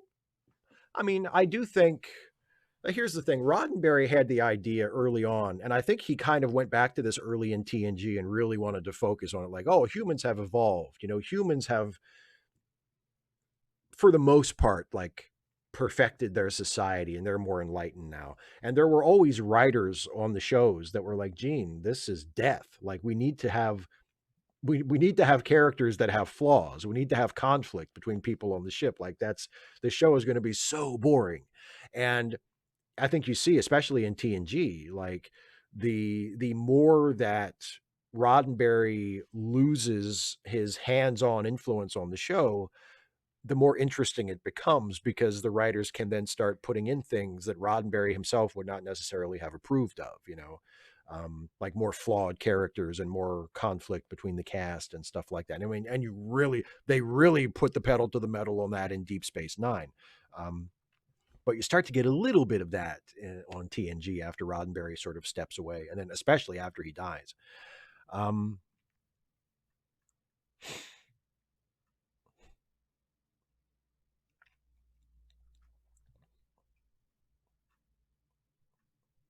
Oh, Kane 20C, I don't care anymore. Yeah, absolutely. There's tons of Phil Collins songs that are awesome. Sorry, Steven. Sorry. It's fine to not be a Phil Collins fan. You know who else isn't a Phil Collins fan, I think, is Amy Mann, and I love Amy Mann very much. Some Random Geek, yes, the next patron member hangout is on the 18th. Not this Sunday, but Sunday after that, yes. Kurek 2011, another super chat. Thank you very much for the super chats, everybody. My last super chat of the evening, but I have to ask this. When I YouTube your name, there are some other channels with some mean videos about you. I've never seen you as being a cruel person, so I take part 1 of 2. John Burns, yes, Jesus, he knows me. Again, great song and a great album. A great album from Genesis. We Can't Dance, fantastic album. Driving the Last Spike on that, a fantastic song. Not one of the singles, one of the deeper cuts, but God, I love that song. Yeah, that's a great album. That whole thing. I mean, there's a few Genesis albums that are just fantastic.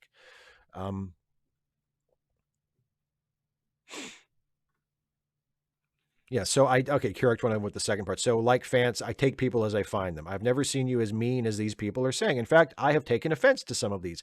Why would such people be so vulgar? Well, you know, there's I mean, there are YouTubers who don't have an act other than to tear things down. And sometimes they're tearing down like shows or movies or fandoms or whatever. And sometimes they're tearing down people, you know, and all they do is negative stuff and talk about how much things suck and try to whip up anger and resentment and hysteria. And there were, for a few years, and I don't know if they're still doing it or not because I don't pay attention, but for a few years, there were people that they did that about me. And they also did it about Anita Sarkeesian, and they did it about Zoe Quinn, and they did it about some other people who I know and who were friends of mine, and some other people who were more famous than I am. And that was the act, you know. It was a very bitter, angry, abusive, harassing, you know, anti-progressive thing. And it still exists on YouTube, but the impression I get is that it is not quite as loud and obnoxious as it used to be, but I'm sure it's still there, you know. Jesse Gender wouldn't do this to me. I'm sorry, but I cannot be other than who I am. Yeah, some Random Geek, exactly. There were a lot of haters that were just because I said feminism is a good thing. Because I said feminism is good and social justice is good. And, you know, being an anti-feminist is kind of bad because you're saying you're against a social justice movement. You're against a human rights movement, you know? I mean, I would not want to argue that Jesse isn't a better human being than me, but, you know, I don't think it has anything to do with our taste in music. Jesse does like Star Trek Enterprise a lot more than I do, so that is a point against her. Although, depending on where you stand, maybe that's a point in her favor. I don't know. But I would never, I'm not, I would never, I would never, try too hard to convince people that Jessie isn't a better person than I am, because she almost certainly is.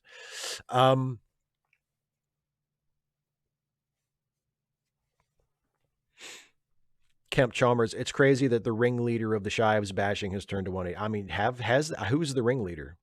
I don't know. You mean Stephen G. Clenard? Is he the ringleader?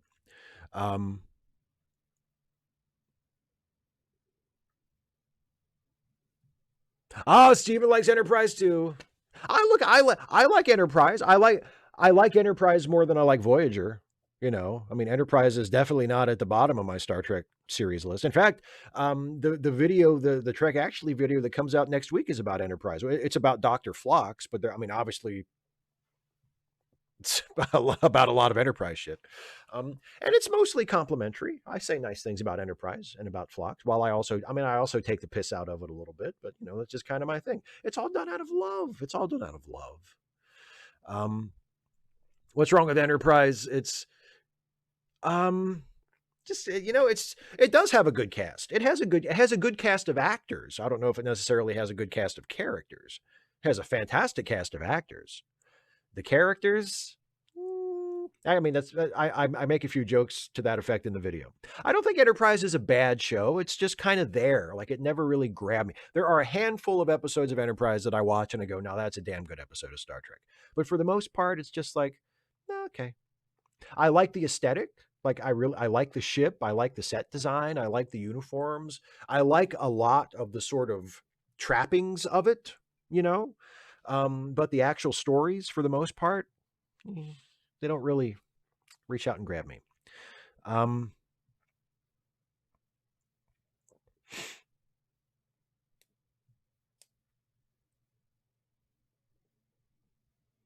Oh, Sequence 77, the Tarantino thing. Yes, thank you.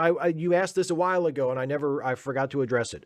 Sequence 77 says, what are your thoughts on Tarantino movies, considering you have expressed not liking a lot of extraneous dialogue unrelated to the plot? That seems to be his whole. I think Tarantino is a genius. I've liked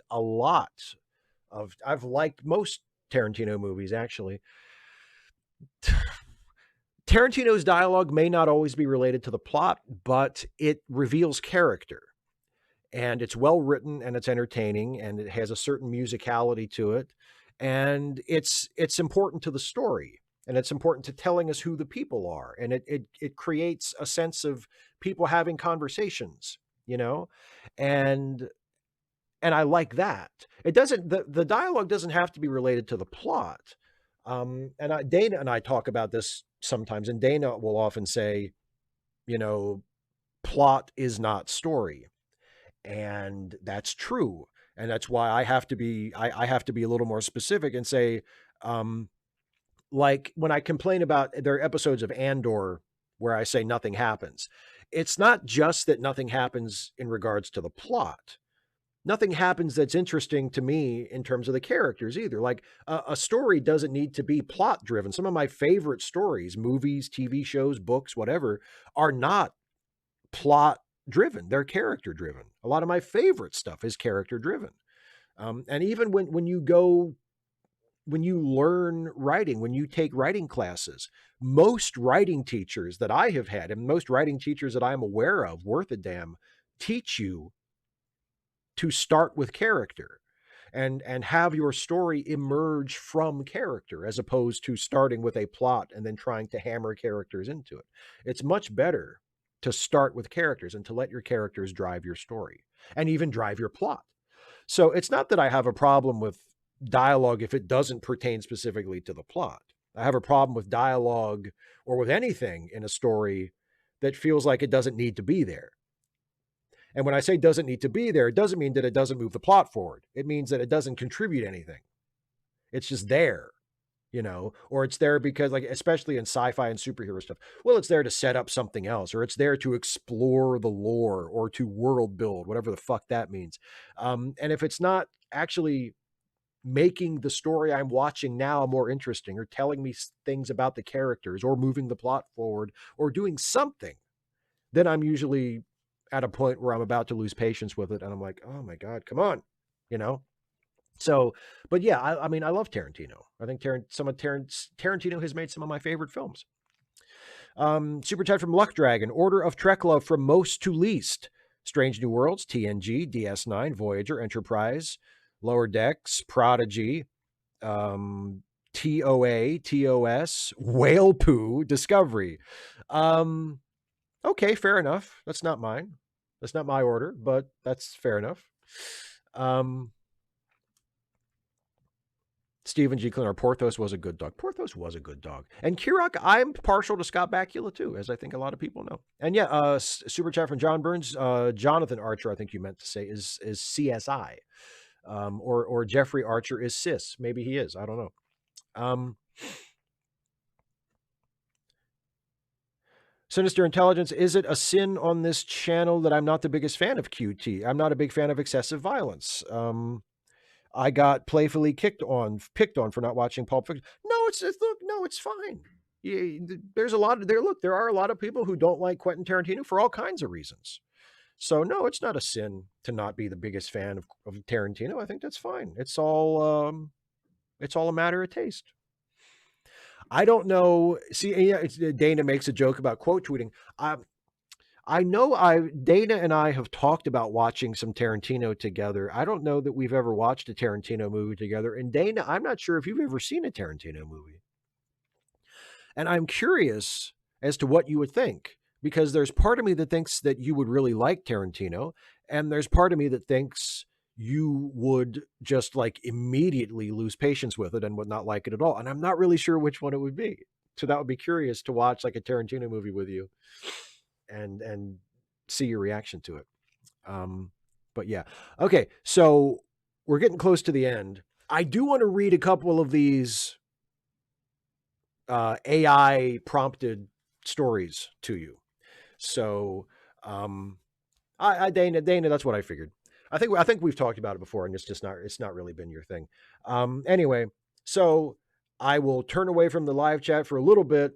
And so if anybody throws in a couple more super chats, whatever, I will come back before we end the show and catch up on everything. But I want to read a couple of these. These are stories that were written by the Chat GPT bot, which is an AI chat bot. And one of the things you can talk to it just like any other chat bot, but one of the things you can do is you can give it prompts to write stories. And there are a couple. I've been doing this all day, and I'm going to just share a couple of them with you. And here, this is a Star Trek related one. So you give it the prompt, and then it writes a story for you or a scene based on that prompt. So here's the first one I'm going to share with you. This is my prompt that I fed to the chatbot. Write a scene from Star Trek Voyager where Chakotay discovers that Captain Janeway has murdered Neelix because Neelix put too many sugars in her coffee that morning. At first, Chakotay is angry, but then he realizes Janeway did the right thing, and it's better that Neelix is dead. Okay, that's my prompt.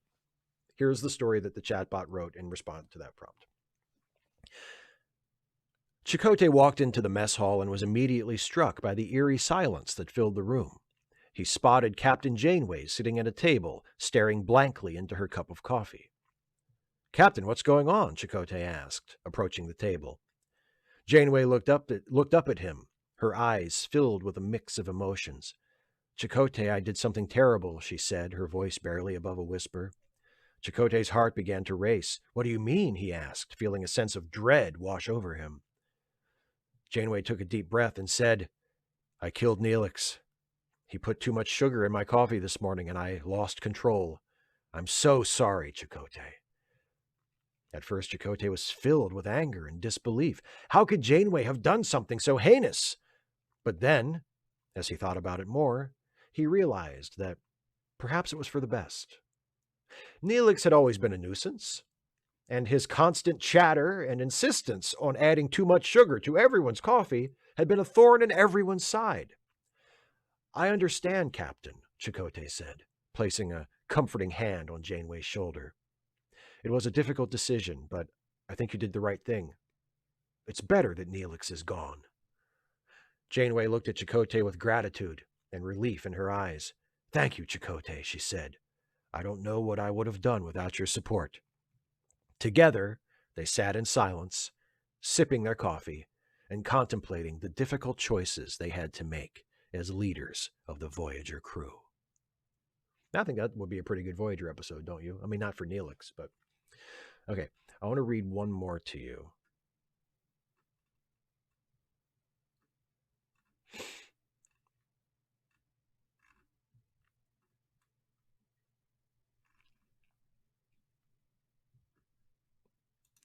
Okay, this is one, and Dana, you will find this familiar because Dana and I spoke earlier, and I read this one to Dana, but this is another one. I'll read one more, and then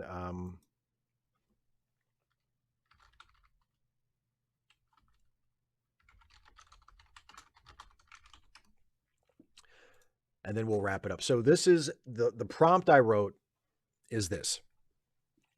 Write a scene from a Superman movie where Tom Cruise runs into Lois Lane at a gas station and flirts with her, but Lois mocks Tom for being short and Tom cries and runs away. Lois laughs and is proud of herself for doing this. That's my prompt.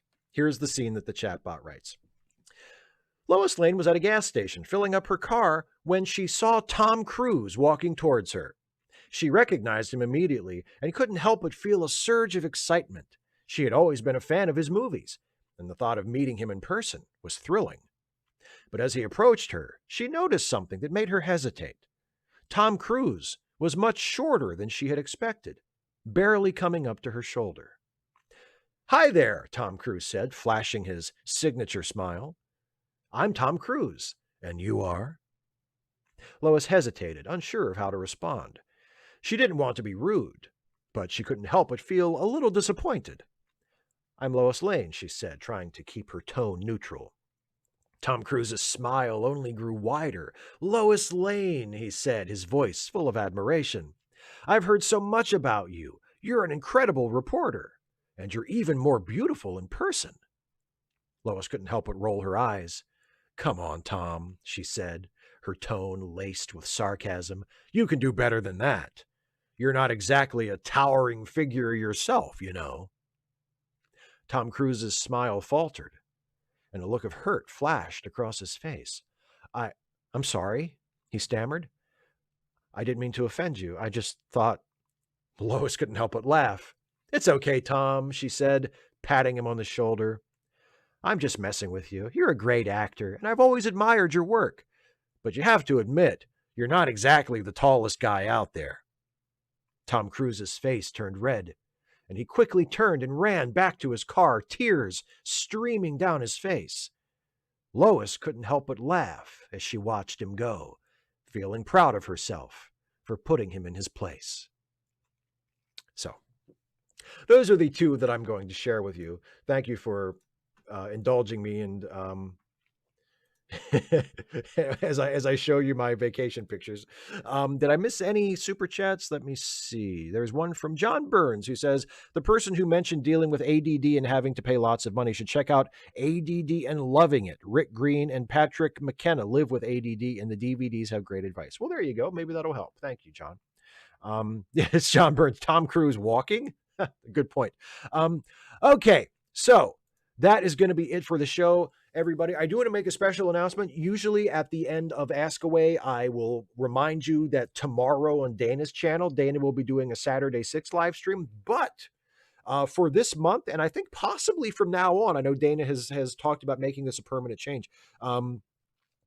But for now, at least, the Saturday 6 has transitioned into the Festive Friday files. So there will not be a live stream on Dana's channel tomorrow. There will instead be a live stream on Dana's channel a week from tonight. So next Friday, the off Friday for Ask Away on Dana's YouTube channel, starting at 6 p.m. Eastern, will be the Festive Friday files. And it'll be the same sort of format as the Saturday 6, where Dana talks about good things that have happened lately.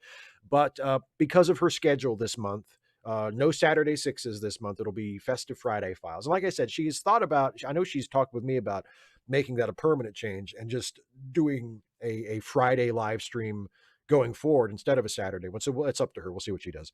But at least for this month, the Festive Friday Files on the Fridays where I am not doing an Ask Away on Dana's channel. And Dana's channel, of course, is youtube.com/Dana Called Dares. And the first Festive Friday Files is next week, a week from tonight, next Friday, starting at 6 p.m. Eastern. So make sure to watch the Festive Friday Files on Dana's channel. Also, if you enjoy what I do here on YouTube, I would invite you to consider becoming a supporter of this channel, either by becoming a patron at patreon.com/Steve Shives, or becoming a channel member by clicking the join button. YouTube is my full-time job. I rely mostly on patron and member support to pay my bills and keep the lights on and all that stuff. And I really, really love and appreciate my patrons and supporters. And if you enjoy my YouTube work and you can afford to become a patron or a member for $5 a month or $10 a month, or even just $1 a month is great, I would encourage you to do so. Patreon.com/Steve Shives, or click the join button to become a channel member. Also, in addition to the YouTube stuff, I am on a couple of podcasts that are part of the Lemmy Listen family of podcasts.